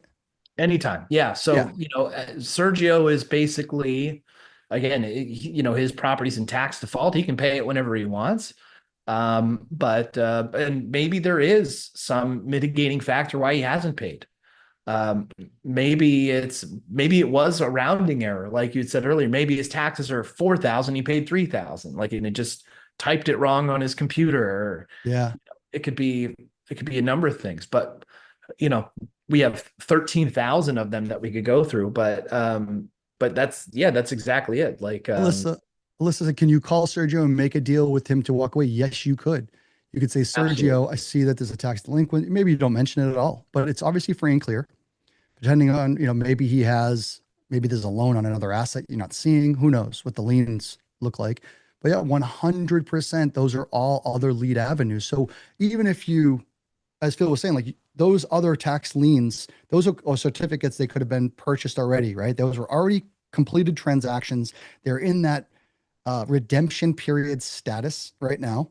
So someone like Phil and the people Phil coaches and the people Phil is associated with probably own some of those. But now Phil would get paid off in conjunction with a closing. You go to Sergio. Sergio, I see that it was a tax lien.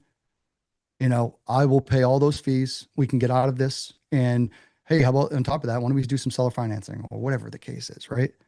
So all lead sources. A really cool one that I did recently.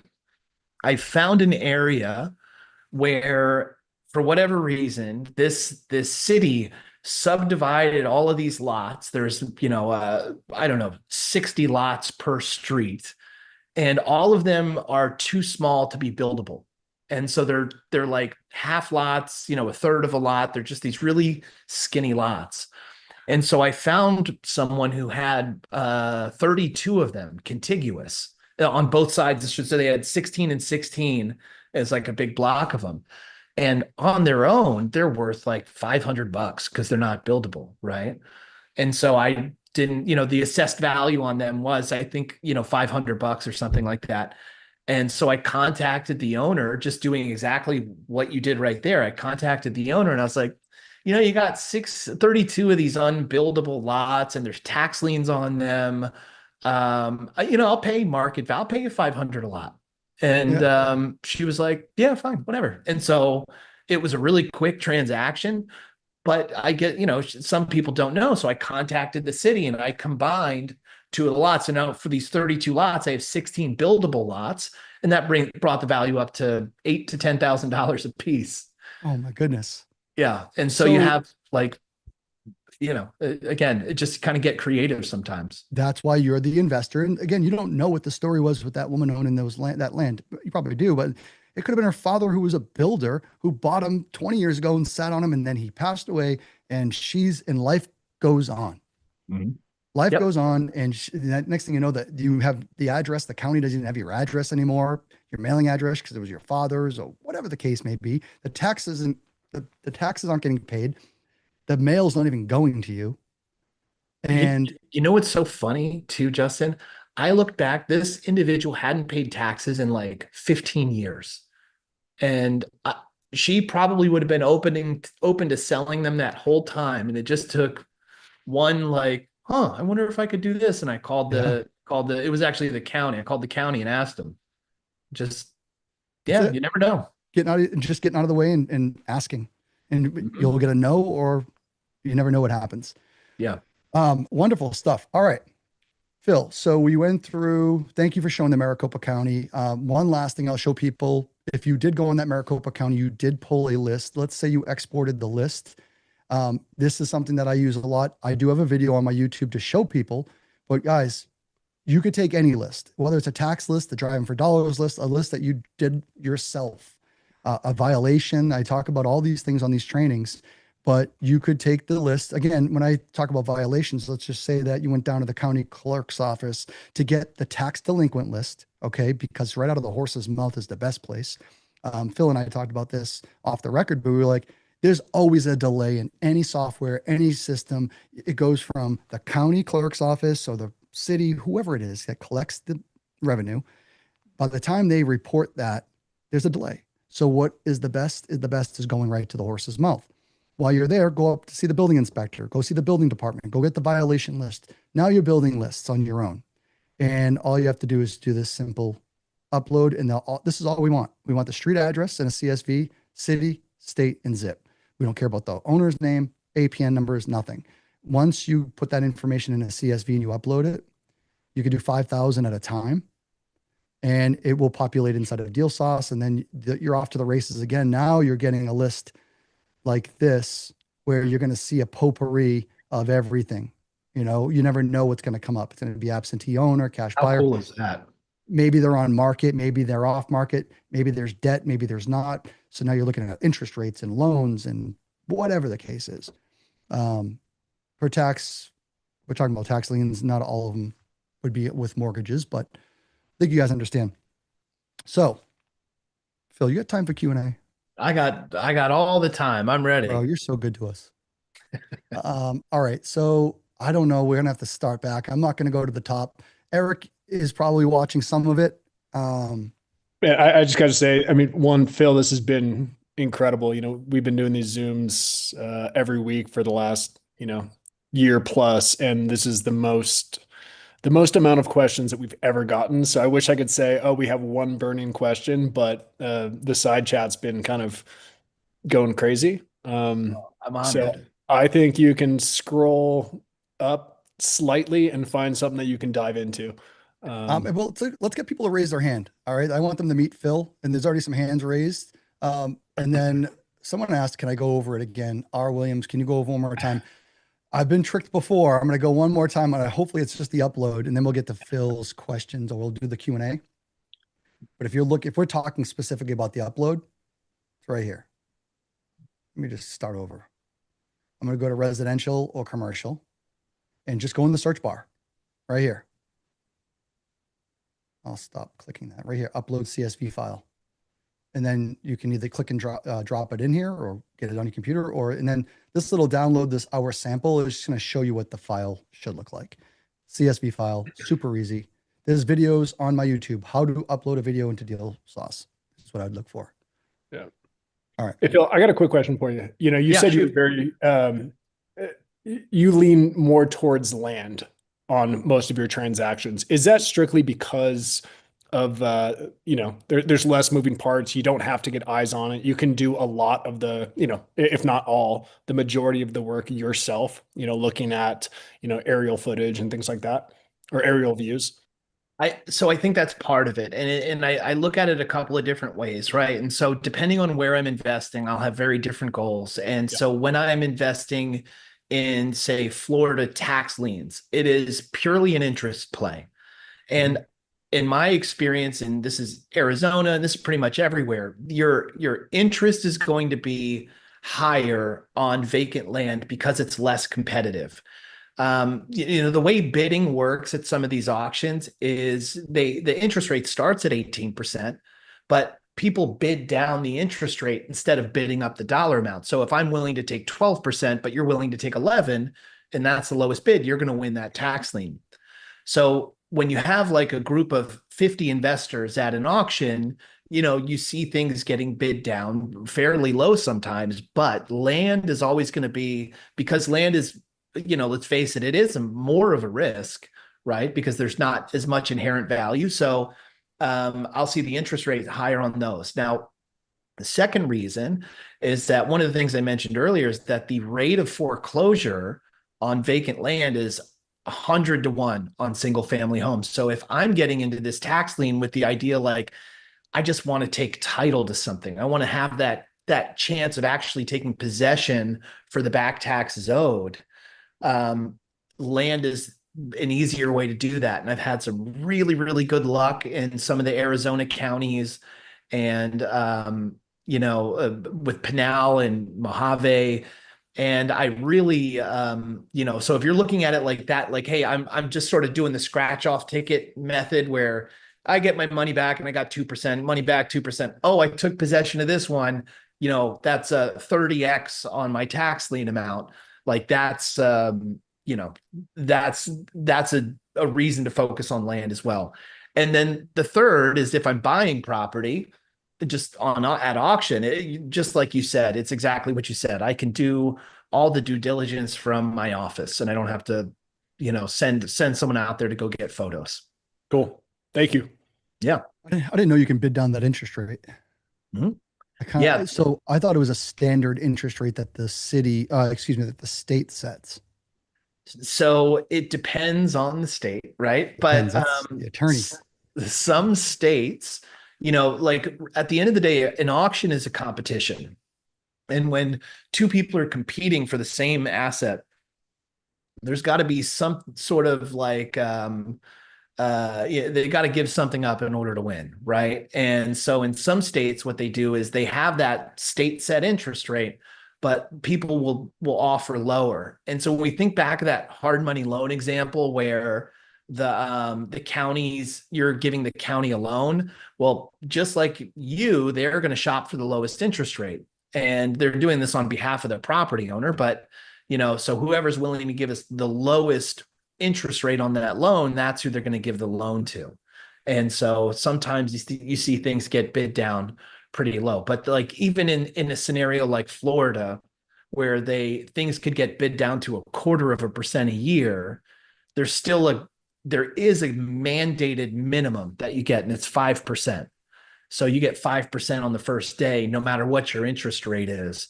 And so, there's like, again, every single state's a little bit different, but some of them bid down. Now, other states, they bid up the dollar amount. It's $1,000 lien at earning 18%, but maybe I'm willing to pay 3,000 for it. And my 3,000, only the 1,000 earns 18%. That extra 2,000 overage, that's not earning 18%. So really, I'm kind of earning 6% on my money. If that makes sense. How many people are like, I know there's, and that's 2 of the 7 bid types that we come across. yeah, I mean, you've been in this industry for, over 12 years. And I think that we're condensing this down into a 2-hour Zoom. By no means should anyone try to, know all of this right now. But I think this is super informative. I'm learning a ton. It's amazing. So let's go. Phil, we've already been asked if we can do almost like a start to finish Zoom, which, I'm like, we're listening. We will do more Zooms. Yep. For sure. Let's get into some questions. We have some hands raised, I think.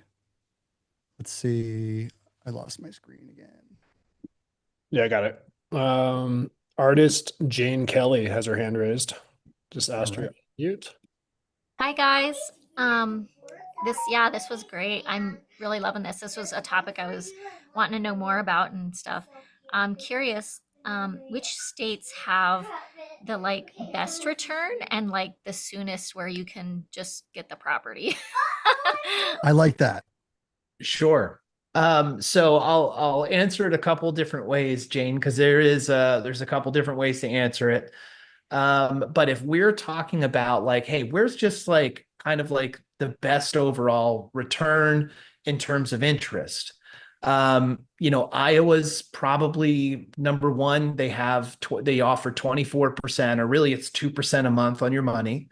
The bidding process is, you're earning 24% on your money. This is I'll just kind of put it like that, because we have to do a whole nother webinar on bid down ownership. But if we're looking for okay, well, I kind of want to get in and out, what's an easy one to just get in and out, and that's going to be Florida tax liens.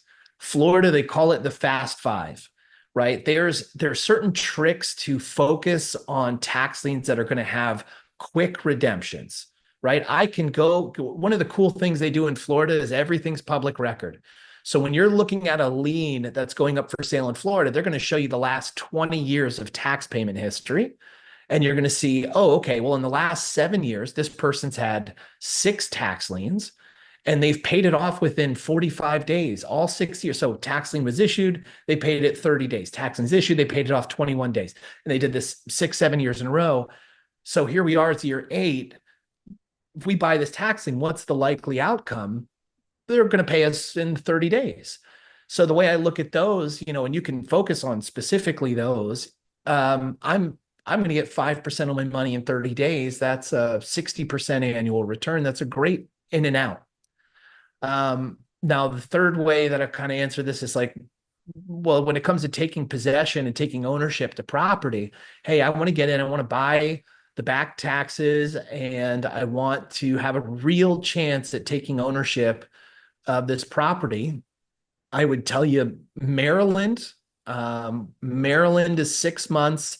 Stay away from Baltimore City because of their legal process is just harder there. But some of those counties outside, Carroll County, Baltimore County, Montgomery County, Howard County, those are really good. PG, Prince George's County. I lived in PG for 10 years. So Maryland's really good. The quick turnover, 6 months, and then you foreclose. Indiana is 1 year redemption period, and you get 10% on your money on day one. So that's also pretty good. And then DC, which is only in-person sales. So if you're near DC, that's a decent one too. So those would be the 3 I'd tell you. Great question. Hey, Phil, what percentage of people redeem? It's pretty high, right? Depends on the state, but in Arizona, it's 97%. And they actually the counties are really cool at giving you all the information. They'll show you how many liens there were and how many became deeds, and you get all this whole list every year. But it always comes out to about 3%. In states like Maryland, it's as much as 15% go to foreclosure, so 85% redeem. New Jersey, South Carolina, also kind of high, about 10% foreclosure rate. But as a whole, if I were to kind of say like, well, as a whole, you say about 95% redemption, 5% foreclosure. Okay. And Jane might have more questions. Jane, there you go. Yeah. Yeah, I was trying to unmute and like once you like I don't know, it's all weird. But Yeah. but trying to, be mindful of my background noise here. So like when I talk, also I was curious, is there a way we can contact you if we are like in the mix of something and in like a tax deed sale thing and we're, wanting to make sure we don't end up messing up? We So I can think that's something have that you. we're actually working on in the future here. We're going to try to work this out so we can keep coming back and have like a hotline kind of thing. So coming to these webinars and maybe bring deals here. So I think that's something that we're working on and shooting for in the near future. Yeah, I want to be very, very mindful of Phil's time. Phil is a guest of ours. Now he can do what he wants. He's a grown man, but I would just say that let's go out and create some.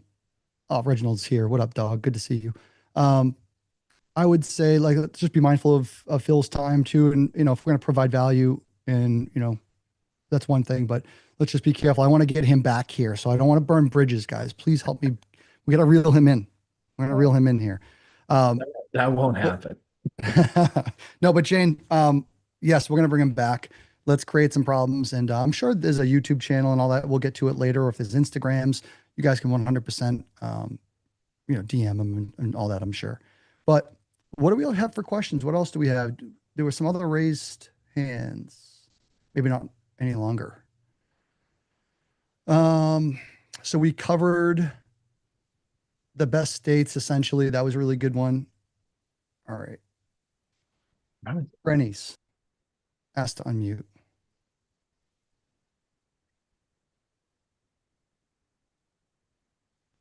And I Sorry, can you guys hear me? I Yes. can hear you. Hi, Hi, my name is Brandon. Bernice. I'm here in my job working. I'm sorry. Oh, you're good. I also live in Maryland. I started flipping houses in 2020, Mhm. but this is something that I'm interested in a lot. Just trying to access property easy, the easiest way. So, and I apologize, I'm working. I'm not sure if you already mentioned that. So I live in Prince George's County. I know Montgomery County is a little bit high in to purchase property, but also it also depends on the location. You can get the more profit back. Where do you suggest that I can find those properties? I heard different things about foreclosure homes, where to go. You have to go to the core. You have to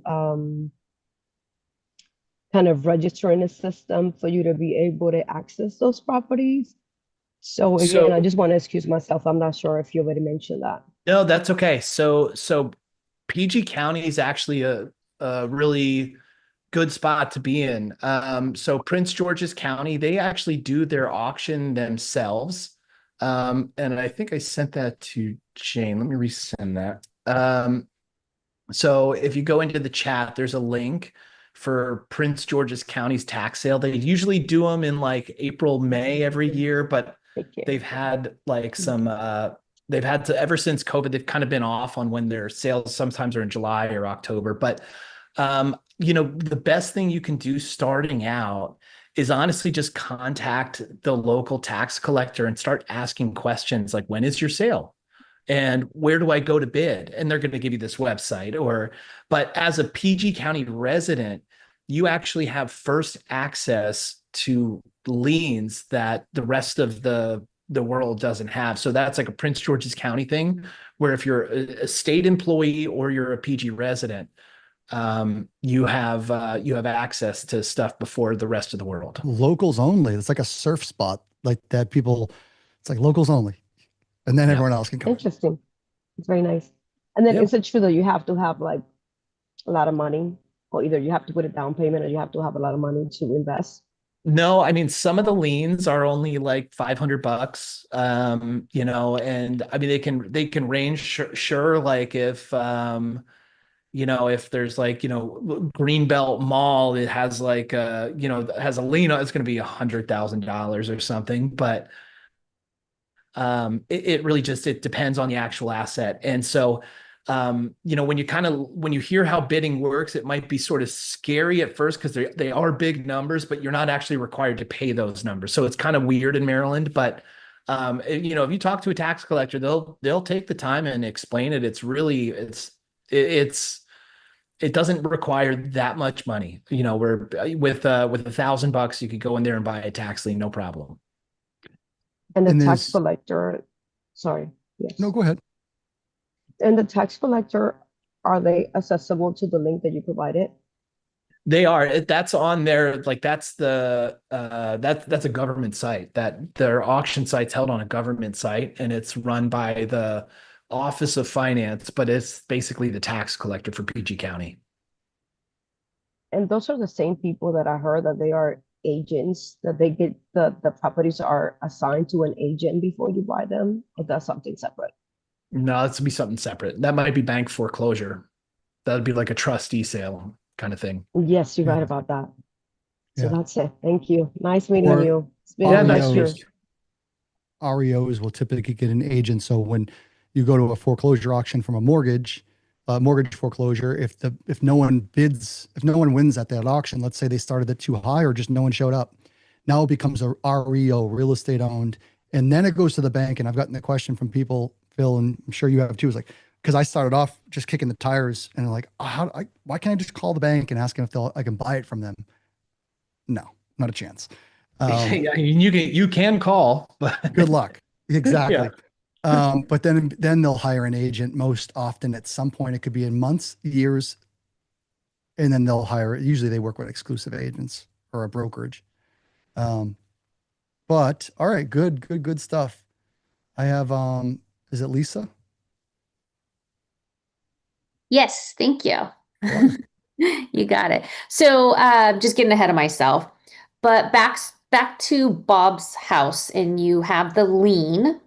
And let's say his redemption period was 2 years, and everything's good. At the end of that 2 years, he's caught up, he's done what he needs to do, and now, you know, it's back. He owns it again. Like he's all good. So for any interest you made while holding that tax lien, how does that get reported, obviously, to the IRS? Like, what kind of document are you going to get at the end of the year? It's a good question. That is a So good one. you will receive a 1099 INT, Okay. and they'll send you a tax return every year that you get a check. And so what happens is you start investing, and I usually have them scattered all around my office. Is you get like Yeah. a stack of them, and some of them I got one the other day for like $7.57, and I was like, okay, all right, well, file it, you know. So yeah, and as far as like how you get taxed and all that stuff, I'm not an expert, I'm not a professional, but you know, if you have an accountant, they'll be able to Yeah. explain it. Yeah, I get 1099s for other things, or 1099 INTs for other things. Like usually I think it's from like my bank, because I make interest on my money, things like that. So that makes Yeah. sense. Okay, thank you so much. You're welcome. Yeah. All right, cool. So we'll do that. And we have Dolly's.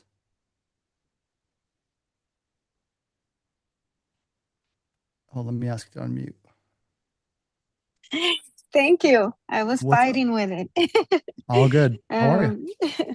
Very good. I have a couple of questions, and I want to apologize because I'm at work and I couldn't hear the. I was in here since the beginning.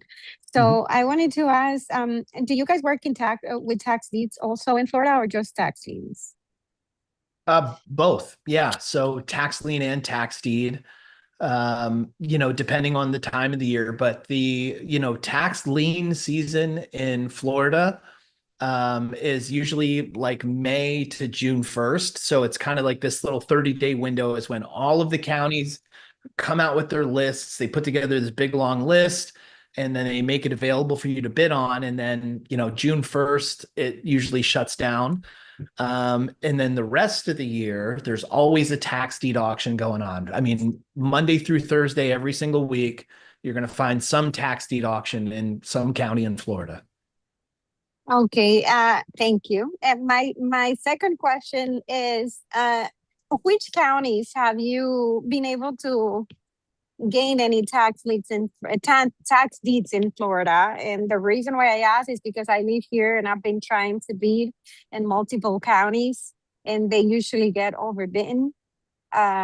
So have you had any luck in any particular county here? Yeah, so this is where and I'm gonna ask you a question because I want to show I'll show you an example of something in a sec. How many bids do you typically place at an auction? You kind of like have one property you go after in an auction, or do you what's your strategy usually? Oh, hold on. We're muted. 1 second. Thank you. There you go. I usually choose 5 and I try to do my research on just 5 of them.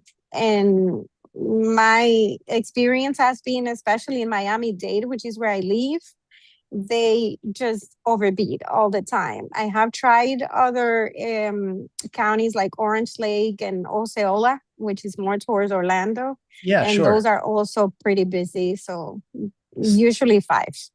So, okay. So first of all, Miami-Dade is that's one of the things that you're encountering. It's Miami-Dade. It's like when someone says like, well, I'm going to go buy a pair of shoes. Well, you can buy them from Prada or you can buy a pair of Keds. And, Miami-Dade being that Prada, right? You're paying a premium because it's Miami-Dade. And so those tend to be more competitive. And I've bought tax deeds in Miami-Dade. I've bought them in probably 20 counties. But I've noticed that I have a lot less competition in those central counties, and Osceola is a really good one. Be sort of careful. There's an area in Osceola County called Portofino Vista. They're like these townhouse lots. Stay away from them. They're the whole story behind there. But I think a lot of those central counties, so like your Polk, your Osceola, Highlands County just came online. And I wanted to show you the other question I asked, and I'm just going to share this really quick and show you an example. So this is just an account that I've been using this year. And I've bought quite a few property. I've bought 35 properties, but look how many bids that I've had to place to get those 35 properties, right? So I've placed over 300. I've lost 280 and I've only won 35. And so when I'm explaining tax deeds and people, because I hear what you're saying, I hear it all the time. It's like, well, I went to auction and it's really competitive. And it's like, you got to place 10 bids to win one property because 90% of them are going to get overbid and you just need that 10%. And so the trick to that is looking at every property as an opportunity. If you're like, well, I don't like Hialeah, but I like, Brickell or whatever, just look at everything as an opportunity because everything is an opportunity at the right price, right? I would buy any piece of real estate for $1. Practically, but almost any piece of real estate for $1. So if the price is right, then you should have a bid, a number that makes sense to you and place as many bids as you can. And that's how you win property and find success at these things. It's a numbers game. Oh, we lost her again. Let me see. Thank you so much. I think I got what I wanted to hear. I think I have to get more properties and work harder. Thank Good. you. Yeah. Love it. So, hey, Phil, it's 11% win rate and you are winning 1 out of every 9 auctions. Yeah. All right. Okay. Those are your KPIs, just so you know. I like that. That's all right. I'm going to stop saying 1 out of 10. 1 out of 10 is Well, 1 out of 9, 1 out of 10. That's not Yeah, bad. that sounds a lot better than I lost 280. Yeah. Yeah. Good point, Eric. All right. Who else? We have, oh, Jen the closer, or going to be Jen for Congress? No, that's not the right one. No, I'm mixing my gens up maybe. No, that's Jen Billette. Yeah, I don't know. I barely seeing my screen here. Hold on. Jen the closer. It's been a while. Oh, there we Hello. go. How are you? Hey, how you doing? Hey, Good. Jen. How you doing? Hey, I wanted to definitely not Jen for Congress. I'm not ready for politics. Um, Smart. yeah, I wanted to say just to everybody and speak to like the bidding and everything. Let me tell you, I was bidding on some land and I overbid. You can also overbid. Like, so don't get into that mess. I bid so much. I put in like 12 or 13 bids and then I didn't realize I was going to win so many of them. So they started sending me these emails saying, you won, you won, you won. And guess what? They wanted their deposits. So a lot of these websites are going to want their deposits like right away. So let me tell you what happened. I got banned from the website. So I just wanted to put that little tidbit out there that when you are bidding on some of these websites, make sure that you know what you're doing, you have the money, because you can outbid, but once you start bidding on them, you start getting those winning notices in your email box and you don't put it. I was banned for an entire year, guys, an entire year from bidding from this website. I couldn't believe it. So I just wanted to just add that in there and wanted to say thank you guys for the information. I appreciate it. Thanks for that. Good, that's bad, good. ugly. I want to add one thing to what Jen just said. And in some websites, they don't take a deposit up front. They just say, oh, sure, you agree to pay for whatever you win, go for it. And you can kind of get into trouble, as Jen mentioned, you can get into trouble in those. And so I always look for the ones that take a deposit, because the deposit that you're putting up front is going to limit your spend power. And so you get to place a 5% deposit. So if you have a $10,000 budget, you place a $500 deposit, and then that's going to cap your winnings at 10,000. So you could place 20 bids at $10,000, but as soon as you win one property, it's just going to cancel the rest of your bids for you. So it's kind of like a safety mechanism. So when participating in these sales in the future, look for the ones that have a deposit that caps your spend, and that'll save you.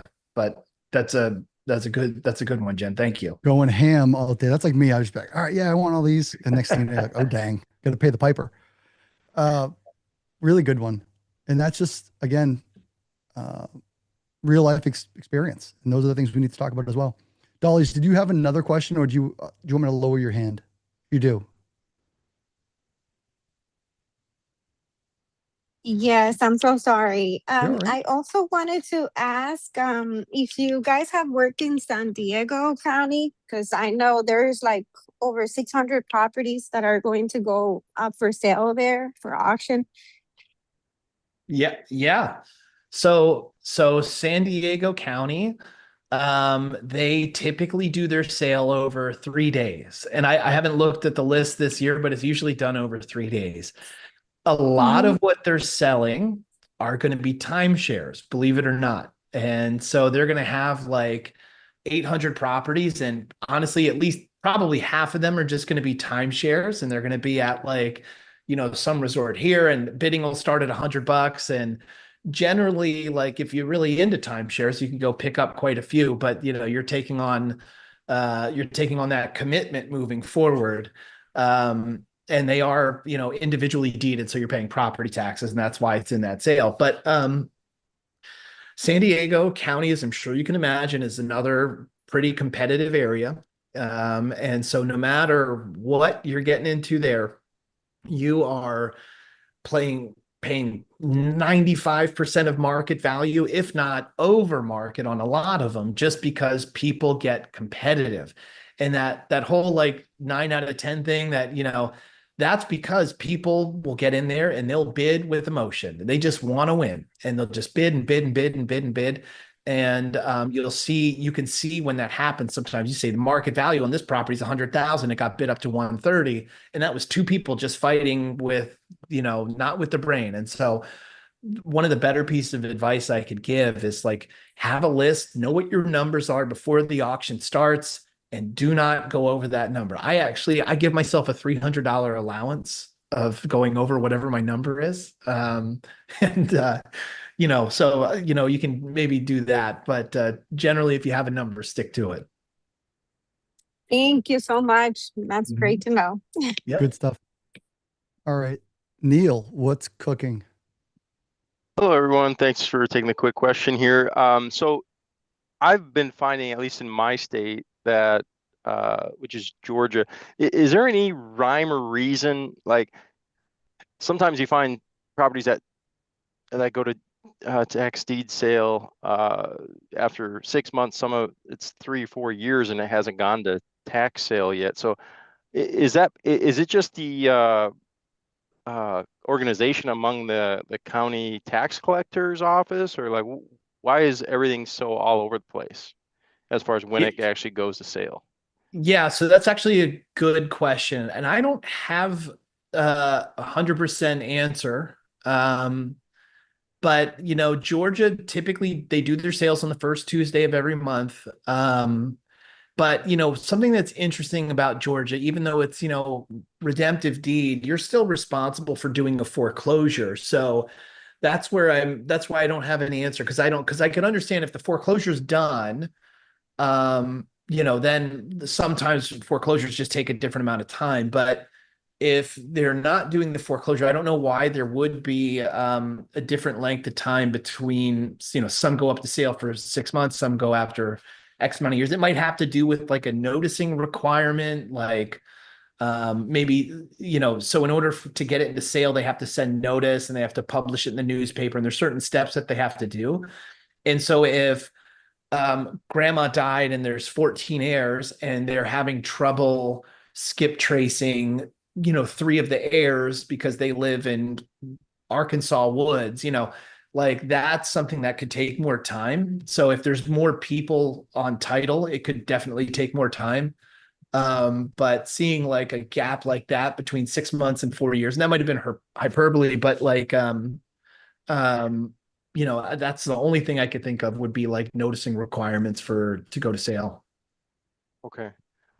Okay. And they're required to notify all the heirs on the deed. Is that how it works? Yeah. If someone's passed away, everybody has to get notice, because what happens if they don't do that is that one of the heirs can come back and say, hey, I didn't get notice of this. I didn't get notice, and I'm not paying that 20% penalty. Like that, you didn't send me and so they can challenge the actual validity of the tax deed.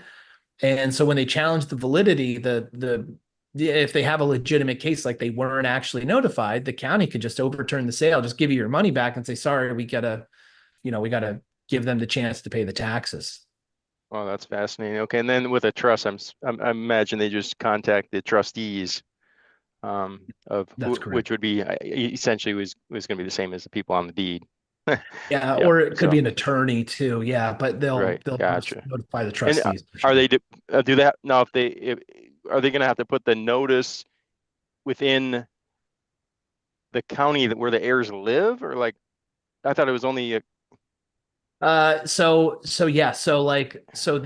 saying for the newspaper, or correct? Mm-hmm. No, they'll do it in the local county, and they'll consider that good enough, right? Where the asset is. So how are the heirs? How are they going to, I guess, notify quote unquote the heirs out of state? They got to send them letters, or is that what do? They certified mail, right? Okay. They're the little green tickets you get, those certified mail tickets. But there's also some rules and regulations, Phil, correct me if I'm wrong, that if they attempted, that's what we have, that's what we tried, and that's a fair attempt. And so some, government cities and towns can be like that. They're good. We tried. If it bounced back as undeliverable or returned, that's still considered an A for effort, right? Well, you bring up a very interesting point here, and there's a Supreme Court case. It's Pung, P-U-N-G, Pung v. Isabella County, Michigan, and it's being set to, it's a Supreme Court case that's going to be heard in the next session, which I think is May. And that's exactly what it is. They're saying, hey, they sent off notice and it came back undeliverable. but we didn't get noted. They didn't make a second attempt. And so we're challenging the tax deed. And so depending on what the Supreme Court decides for that case, that could change. They could change that permanently. Yeah, But you're we could right. As of hire a right now, that's the way it is. hire a private eye or a private investigator, just like you had to serve someone. We've had to serve someone that we were suing. It was a fraudulent, seller, and she was eluding us. She was eluding everybody. And we had to hire a private investigator to find her. And maybe that's what they put, like, hey, you have to do a reasonable skip trace, reasonable effort, prove to us to use the third party resource to search for this. Oh, that person. And I'll put the link for that case in there. Phil, while you're doing that, this is probably something off the top of your head, but Catherine, who's also, I believe she's still in Florida, she asked if, I know HOAs are private liens, if do any of the tax deeds also have other liens attached to them? I think you answered the question, yes, like a water or other government type of liens can stick, but if it goes to a tax foreclosure, what gets wiped away? So when it comes to tax foreclosure, here's what gets wiped away. It's honestly, it's easier to name the things that don't, because pretty much everything gets wiped away except, city code enforcement, utilities, like a state judgment for child support arrears. There's something called a PACE loan, which I think someone mentioned, those like solar liens, like a PACE loan. But those are typically attached to property taxes. So that's more like an assessment. What else? On the federal side, there's not really, most of that stuff could fall off, like in terms of like DOJ, IRS, SBA, those typically fall off after a period. It's just going to be city, state, and county liens that are also on the property. So it could be criminal fines. It's a pretty small list. It's just those government things. Okay. Yeah. Good to know. Yeah, but if you had a child support, would that stick on that property? Child support arrears, if there's a judgment for a child support arrears, yes, that would stick to property. And that's why doing title search and understanding that when you're going to foreclose on that person, and if you're going to be taking this asset over, it's sticking with that property, even though the judgment isn't on you. Yes. That's pretty interesting. Pretty Yeah. interesting. All right. Thank you for answering that question and elaborating a little further. Is it Jean? Asked to unmute. Yes. Hi. What's going on, Jean? Okay, I put in the chat. So my question is kind of on the surplus side. If you were, excuse me, if you were considering doing any of that, surplus is not automatic. I mean, someone could just buy it for the taxes, correct? So that's something that is beginning to change because of there was a 2023 Supreme Court case that was specifically about surplus funds. And it's a super interesting story. The case, I'll put the link to the case in the chat, but that's something that's starting to change. But for right now, a lot of states do not have an automatic surplus still. But some of them are starting to move towards that. So if there was, so I'm in Indiana. So if I was to purchase something and go to tax sale or buy a lien or something, it may still be for the tax amount unless it's bid up and over, correct? Yes, correct. Okay. Now, if there is surplus, what you're saying is that typically, I mean, obviously a county can try to send a notice, but that person's usually not there. So if a normal homeowner doesn't even understand or even know that their house, well, they didn't pay the taxes, so they don't even know that there's a surplus, nor do they know that they could file a form or maybe get that surplus. And so the state normally keeps it. Isn't that correct? That's correct. So like there will be a statute of limitations on when someone can apply. And I'll just use Florida because it's I'm the most familiar with it. But in Florida, they have 120 days to apply for surplus. After that 120 days, it does revert to the state. Now, there is a 20-year period where a previous owner can file a claim with the state. They have 20 years to file like you've seen those like your state's website for like where'smymoney.com or whatever. Yeah.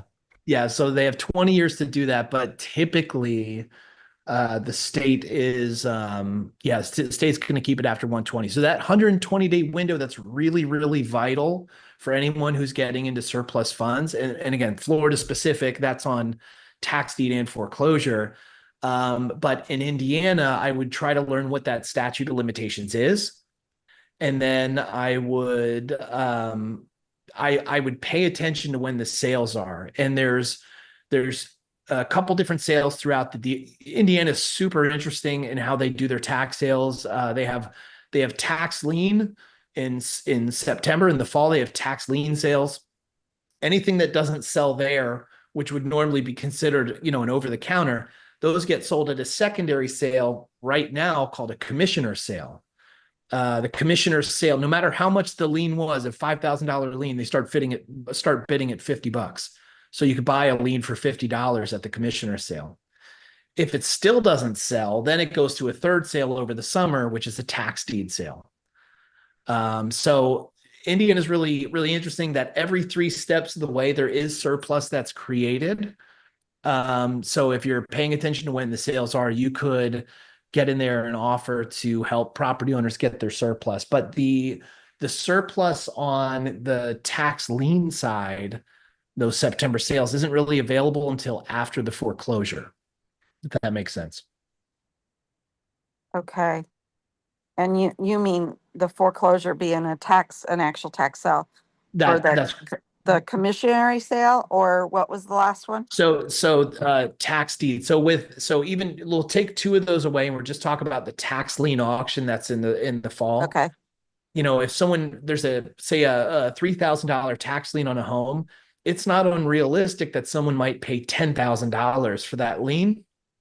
So if someone paid $10,000 for it, there'd be a $7,000 surplus there. But Okay. the owner can't collect that $7,000 until the lien holder forecloses on the property and then takes possession of it. So they're not eligible for that foreclosure or for that surplus until they actually lose the property, if that makes sense. Okay. So about a year and a half down the road is when you'd be looking. And then you said there's a commissionary sale, and then what was the last one?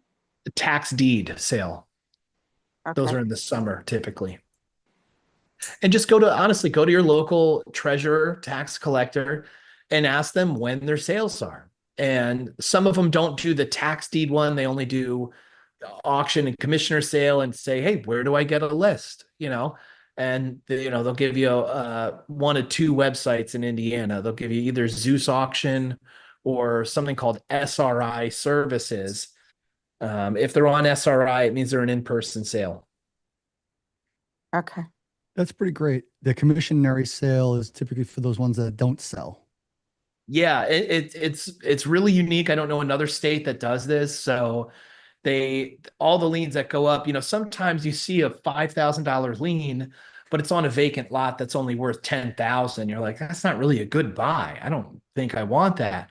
Well, so no one buys it. Now that lien's being sold for $50 and at the commissioner sale in April. So, a $50 tax lien on a $10,000 property, that looks a little bit more attractive, Yeah, that's great. So let it go out to pasture, let it marinate for a little while, and then we'll maybe get it back, or we'll go hunt those better deals later. Yes. Yeah, exactly. Love that. All right. But there is some states like Michigan. I think there's 3 states. Michigan's one of them who doesn't give the surplus back. I think they keep it. So Minnesota, Michigan, and I'm not sure what a third one was, but all of them have been sued, and all of those have changed now, where Oh, okay. they do give surplus, and that was the Tyler v. Hennepin was the other Supreme Court case. Tyler v. Spitting Hennepin. case law. I'm telling you, it was landmark. I don't get a lot of excitement in this industry, but Tyler v. Hennepin was one of those times where you're like, oh my gosh, they're changing the way tax sales are done everywhere. Catherine said maybe New York. I was thinking the same thing. S- Gene, is that good? Yeah, thank you. You're very welcome. Cool. Neil, you want to ask another question?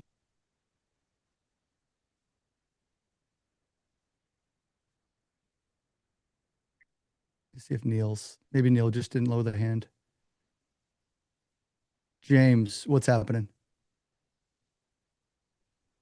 Oh, All right, James? so I've been doing tax deed sales for about 20 years, and something that I've seen more recently was, sometimes you just have properties that nobody will bid on, and they just sit and sit. And then because the amount that's owed on there just really isn't worth the property. So I'm wondering if you've seen this in other places where during the auction, the minimum bid all of a sudden starts plummeting down on there. And I had it where like it had dropped dramatically, and I ended up buying like one for like $500 on there. And it was not $500 at the beginning of the auction, and it certainly wasn't the minimum bid on the pre-bid list. It was the first time I've ever experienced that. And I've seen it happen on multiples that just were sitting, not moving. And I've never seen a county do that before. Have you seen that happen? That's interesting. No, I haven't. The only place I've seen something like that happen is in Texas. They do an auction, and if it doesn't sell, 3 months later they do something called a resale, and they Yep. lower the opening bid. They like cut it in half, and then if it doesn't sell again, then it goes to what they call the struck off list. But I've only seen from sale to resale that price going down. But no, I've never even seen that. What you're talking about? That's pretty cool. Yeah, that was the first time I've seen it. It happened last year, and it just like it blew my mind because normally, yeah, they do just it doesn't sell, and then it comes back to a reoffer on the next auction. But Was this that was like, that was California, you said? yeah, California. It's Interesting. crazy. Was it online or was it in person? Yeah, yeah, it was online on Huh. there. So you could literally just see because I'm just like going through the bids, monitoring, and it shifts from what's closing, and then all of a sudden I'm like seeing stuff that I had marked. Yeah, I like the property. I did all the research on it, but But I not don't at that like the price. price on Yeah. there. So I haven't marked a specific color of it's overpriced, and I knew what the opening bid was, and then all of a sudden I saw it plummet, and I was like, I do like that price. Boom, bid. Nobody else bid on it, and it closed. Was that bid for assets or was it Grant Street? That was it was a straight deed for like that one particularly. It was for land. Do So you know I what picked up, county it was in? yeah, Kern County. Kern. Okay, so it was on bidforassets.com. Yeah, that's cool. I've never noticed that before. I've never seen that, but that's pretty cool, man. I mean, so I don't know like if something like changed in the way that like they're able to liquidate stuff because normally they can't take less than what's owed on there that I've seen or won't on there, but they're Yeah. just moving stuff off the books for money, I guess. Yeah, exactly. Whatever they can get, I suppose. Because like there's certain areas where they're landlocked. You can't build on it. You can't do anything. Like there's no legal access whatsoever, and you can get burned if you buy those. And if you go down to like the different county offices, they'll tell you, "Oh yeah, we know that property." Yeah. Yeah. Because Most of it's They've them seen changed it do. come hands every so many single year. times, and Yeah. everybody gets burned every time they buy that property because you cannot do anything with it. Yeah. Yeah, they've seen it before. Well, cool Great. story, man. Thanks for James, that. thank you. Tammy says she saw you at same table last night in Fresno at the meetup. So Tammy said, "What's up?" Good to see you, James. All right, brother. I'm going to try to get you out of here in a second. Move spotlight. Let's go to Abby. Appreciate you hanging out with us, Phil, for extra time. I Having can fun. where I'm at. I can't come on camera. Sorry. Just want to ask,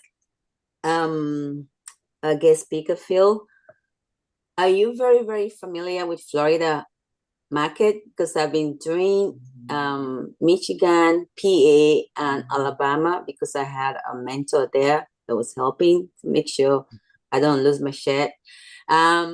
If you're able to kind of work with Gators, are you guys working on that, or is this something that we can talk So about? to work with Gator lenders? To work with Phil on Florida markets. I would say Phil is probably not for hire right now or doing any coaching that I would say directly access with us. But I definitely think there's going to be some collaboration where we try to bring Phil in, and or I mean, Phil, you may know more than I do, but there are other counterparts. There's collaborators and other people that you work with too. And yeah, maybe just to go shadow him when he goes to the auction in Florida, because I've been scared of Florida auctions. They kind is there something that, so you're just looking for someone to in Florida to help you go to navigate those. Exactly. Phil, I'll let you take it away. I don't know if there's any YouTube or any other things or suggestions or people to follow in that market. I don't know. You know, it's funny. I'm kind of a ghost online. I don't have Facebook. I don't have Instagram. I don't have YouTube. I have a YouTube, but I don't post anything on it. I'm kind of a ghost online, but, you know, I guess I'll say this because I don't know what the future holds, but I do know that I want to keep coming back here and doing this. And so I think the easiest way, Abby, and it may not be in the next week or 2 weeks or something like that, but keep coming back, and I'm going to be here again, and we're going to hopefully have more news about that. That'd be great. I got a message saying that, like, hey, if this is what you want to do with tax liens and if you want to talk tax stuff and do all this with Deal Sauce, because after all, like, they give me some freedom to have fun with this software, right? And we get to try to bring new stuff to it. So there's going to be a lot more tax emphasis. I can tell you guys that. Timeline, I don't know, but I would love to do something at the end of we're already in March. I'd like to do something towards the mid to maybe another 2 weeks or 3 weeks. I'm not going to try to bother Phil too much, but maybe we'll have a whole tax party. We'll get Phil and whoever else, Ryan, or whoever else on your neck of the woods. Phil might join us. Well, I want it to just be me, so I'm not letting it go. I like that. But I'm going to try to bring him back. So good stuff, Abby. Thank you. Hang tight. You're very welcome. I'm learning just along with you guys too. All right, cool. Oh wait, Jennifer, what's going on? Good to see you. Hi. Well, thank you, Phil, for all this information. It's pretty amazing. My pleasure. Yeah, it's great. So my question is, if you were like just starting, like I'm assuming a lot of us, and maybe I will, I don't know, but what would be your first step? Yeah, that's a good question. I mean, so tax liens are, let me ask you this, where do you live? I'm in San Antonio, Texas. Okay. So tax liens, tax deeds are tricky, and I'll tell you, everyone, now, before you get on YouTube and start watching videos, there is a crazy amount of misinformation out there. And I imagine James can probably tell you about this too, as a tax deed investor. Yeah.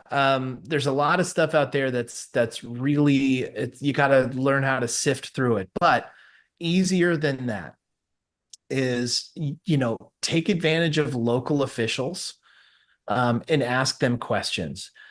Something else that, like, it might surprise you, is that if you call an attorney and ask for a free consultation, a lot of times, if you're just like a local attorney, they'll just sit and talk with you, and they'll just kind of shoot and say, oh yeah, no, you can't do this because of this. And they're not going to charge you anything for it. They're just having a conversation. They don't, So I would try to take advantage of those resources that are there, that are public, that are right around you. Starting in your backyard is always easiest. So if you, I mean, maybe if you go to like Bear County or somewhere kind of close, or just even, right where you are, I think It's you can I just say, it's kind of amazing you know how to pronounce it. but I, These gentlemen know so many counties in this country. it is crazy that I just have amassed this textbook of counties that I can't do anything with this knowledge other than pronounce them, I guess. But maybe if I ever get onto like Jeopardy and they have a counties category, I'm going to sweep it. But Good yeah, luck. but yeah, Bear County, like a lot of those counties that are around you are, they do in-person sales. And I find that in-person sales tend to be better deals. You get better deals at in-person sales than you do at the online ones, right? Online sales, you're competing with me and with James and with Justin. And then when you get to your local in-person sale, it's just whoever's in that room. That's who you got to compete against. And so that makes it a little bit easier. So I would look at Texas Tuesday, first Tuesday of every month. They release a lit. Well, they have an auction, but a couple weeks earlier, they released the list of everything that's going to be auctioned off, and you can go down to the county courthouse and participate in the sale. And you Couldn't you never just know. watch, be a spectator? Yeah. Oh yeah. Yes. And that's honestly just as fun, just going and seeing what property sells for. And you listen to what people pay, and you go talk to someone after. Wow, there's a really cool property. Why'd you pick that? Oh, okay. Like, what do and just kind of ask questions. You'd be surprised. And I have people, I was at an auction, on, I drove 5 hours to an auction on Super Bowl Sunday. It was the next morning. It was at like 9 a.m. the next morning. So instead of watching the second half of the Super Bowl, I got in my car and I drove 5 hours.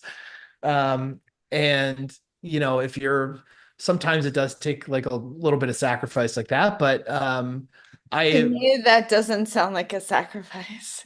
yeah, I'm like, Super Bowl, who cares? yeah, I was like, well, it's I can always watch a recap or something, so I went, I picked up a couple property, and then there were about 50 people in that room, which was way bigger than I thought it was going to be. But maybe only 7 or 8 people actually bidding. So most people are just spectating. Then they come up after and they ask you, hey, those two properties and da da da. And obviously me, I'm going to talk about it. So I think most people are willing to just kind of talk and tell you why they did what they did, and you'd be surprised. Yeah, that's actually really good advice. Your Yeah. lenders could be in that same room. What's that? Oh, I'm sorry. Your lenders could be in that same room too. Like there Yeah. could be, Totally. or someone to Yeah, you buy. probably meet a lot of people doing that. Yeah. Like that. Yeah. Go to the auction. Go to the auction and take advantage of the take advantage of the resources that are around you. I was doing the foreclosure auctions, Phil, and like I told you before, that's what I was cutting my teeth early on, again, foreclosure auctions. Even the house that I'm in right now is a foreclosure, or, and for the longest time I was finding deals, but I was showing up. I was scared I was so scared. Yeah. And you get all these big dogs around you and all these other players and people, but I just watched and I was still nervous, and it's an adrenaline rush. And then you got to be careful because yes, you do get caught up in the bidding. And you got to set a limit before you bid. And I don't want to go too far down that. That's a whole other mindset conversation, but it's fun. And you're going to learn a lot by just being a spectator. What's so funny too, is that no matter how many times I've been to an auction, no matter how many properties I win, I still have this like imposter syndrome when I go and I'm in this room and there's 7 other people bidding. I'm like, oh my gosh, they must be so important, and they're just bidding on all this stuff. And I just still have that to this day. And I don't think that goes away. And the more I realize, I'm like, everybody else in here is feeling that same emotion too. They're all just like, do I even belong in here? What am I doing? Look at this guy just paid 18,000 for, and I think it's a cool experience. I definitely think you should experience that. Do they send runners to those auctions? Have you seen that? Because I know at the foreclosure auctions, they would typically send someone where they're on the phone and they're just, buying them for someone else. They're literally in their sweatpants, in their pajamas. Yes. So they do, there are some like, proxy services out there where you can basically hire someone as a proxy, but I think that's kind of going the way of the dinosaur, because as the markets, and specifically in Florida, I should say, in Florida, because I see the market's dipping, right? It's going down, and margins are not as fat as they were in 2012, right? Market margins are slim. So, those proxies usually charge 10% of winning bid as like a fee. So I see that kind of going the way that most people are going themselves.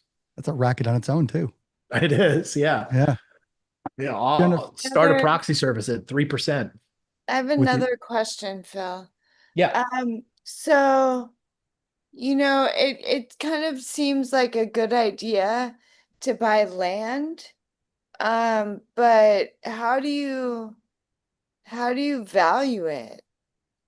Like Easy. that small parcel you bought, how do you value that? He literally went to Zillow, and I'm going to answer for you, Phil. But obviously, you're going to I jump was in. just going to say, I But want Oh, I to saw jump in and that. answer this. it was so simple. Like, I- just you can go on deals, go anywhere, use a couple different avenues, and just go look for land and then sold. And land is somewhat, it's not the easiest, of course not. There's nuances, there's utilities, there's locked land, there's wetlands, there's all sorts of things. Does it have decrepit sheds and where they have cars on there, right? Hazardous materials, all those things need to be considered. But for the most part, understand the comping in the area, like for like, apples for apples, and you can see what land's trading and then how fast it's trading. You know, does it sit on the market for typically 6 months or a year before it sells? And what's the selling per acre? You know, you should be able to get yeah. And Phil, you did that example. We can go back earlier, and this is going to be on YouTube, and it's YouTube right now, but also it's going to be inside the vault, inside the community. So you guys, you can go back to this recording. But early on, Phil showed us that property. So sorry, Phil, I just jumped ahead of you. Yeah, no, that's fine. I wanted you to answer that because I knew you'd have a good answer. Yeah, in short, the way that I tend to do it is I look at similar like properties in the similar subdivision. So, I think a lot of times, we kind of, some people say, well, within a mile or within a half mile, but sometimes that doesn't work if you're in like a specific neighborhood where 500 feet over here, it's a completely different, build. And so I always focus on like major roads and waterways, and I try to stay inside any major roads and waterways, and I kind of draw a nice little line, and I look for like properties and see what they're selling for. Now, Texas, one thing you might have is like you, at least on Zillow, it's a non-disclosure state. So you can't see what sold, but you can see what it was listed at and what it went pending at. And so you can kind of use that and maybe take 5% off as like a kind of leave that as like a general rule. But yeah, that's what I would just practice. And it's a skill set. Like when I'm looking at comps, it's not like, well, step one is this property here, step two is this property here. It's like you kind of have to have it's more of an art. You kind of feel the area and what does it feel like here? And you learn that by practicing it. And so a really cool thing that you can do is get the auction results from last month in Bexar County and then the month before. And don't look at what it sold for. Just go through and do the due diligence and comp it out and see what it is. And, we call that paper trading, right? We're going to the auction and we have our numbers of what we're willing to pay, but we're not actually bidding. We just want to see how we would have done. That's really, really cool thing to do too. So, if you're going to go to the auction, which it was today, actually, I guess it would have been today. So a month from today, have all the properties in there with like, well, this is what I think I would pay for this, and see how you would have done. Love Okay. that. And then also, here, I think in Texas, it's like 3-year redemption, or it's a long time redemption. The hybrid state, isn't it?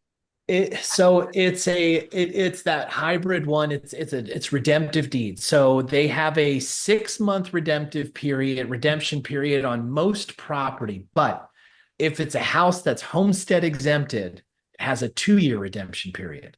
Yeah. So if they have a homestead exemption, someone's primary residence, it'll be a 2-year redemption period. But land and all other properties are always 6 months. Oh, okay. That's good to know. Okay. Good I stuff. like, thank you. You're welcome. Good questions. Thanks, Jennifer. Yeah. Brother, amazing. Yeah, I think I want to just apologize to anyone in the chat who asked me a question or said something, because I have seen it fly by. And when I get focused on like answering something, I'm just kind of focused on that. And then I look and it's like, it's already gone. And I'm like, you're oh. good. Guys, this is going to be, again, Phil's, and this isn't the last time we're going to see Phil or the last time we're going to talk about this, but I would say this is on YouTube. So you can go to my YouTube channel at Real Estate Justin, or you can go to Justin Tuminowski. Feel free to type in whichever one you want. And if you're in one of the communities, this is going to be inside the vault. So I think from Gator to Sub 2, you guys will have that. You'll have access to all this in the vault. Just look up Deal Sauce in the Zoom vault and you'll have it. Phil, brother, thank you so much for 2.5 hours of your time today. This was great. I think we should take a break now and this was a great breath of fresh air. Now we'll digest it. And my goodness, this tells me there's so much more. But again, I knew this would be a good Zoom, and you freaking killed it. So I appreciate you so much. No, it's awesome, man. I listen, and I can't emphasize this enough. I just love talking about this stuff. So you can get me on here and just pepper me with questions. We could do a whole Q&A and so I could just sit here and just talk and talk and talk. So I love it. Happy to be. I didn't feel like it was, however, 2.5 hours. Didn't feel like it. Yeah, So. It's a good one. And yeah, I mean, there's ways of getting these where then now we get, fix and flips potentials and builds and new builds. Guys, there's just another avenue to get more leads. And that's all we want to do. Obviously, this is Phil's expertise and this is his field and his area. But at the end of the day, we're investors. We're all investors, and we're always looking at different angles and different ways of generating leads, which then turn into opportunities. So good stuff. Phil, where can people, you don't really have social. How do we, I don't know, nothing, I guess, right? Yeah, I mean, so even if I think about it, man of mystery. Yeah, I mean, I'll give an email out. I have an email that I can give. Okay, all right. Let me put it into the chat. There's going to be another 100 people that are going to be upset that they missed it, but good. Yeah, get ready to be bombarded with email, man.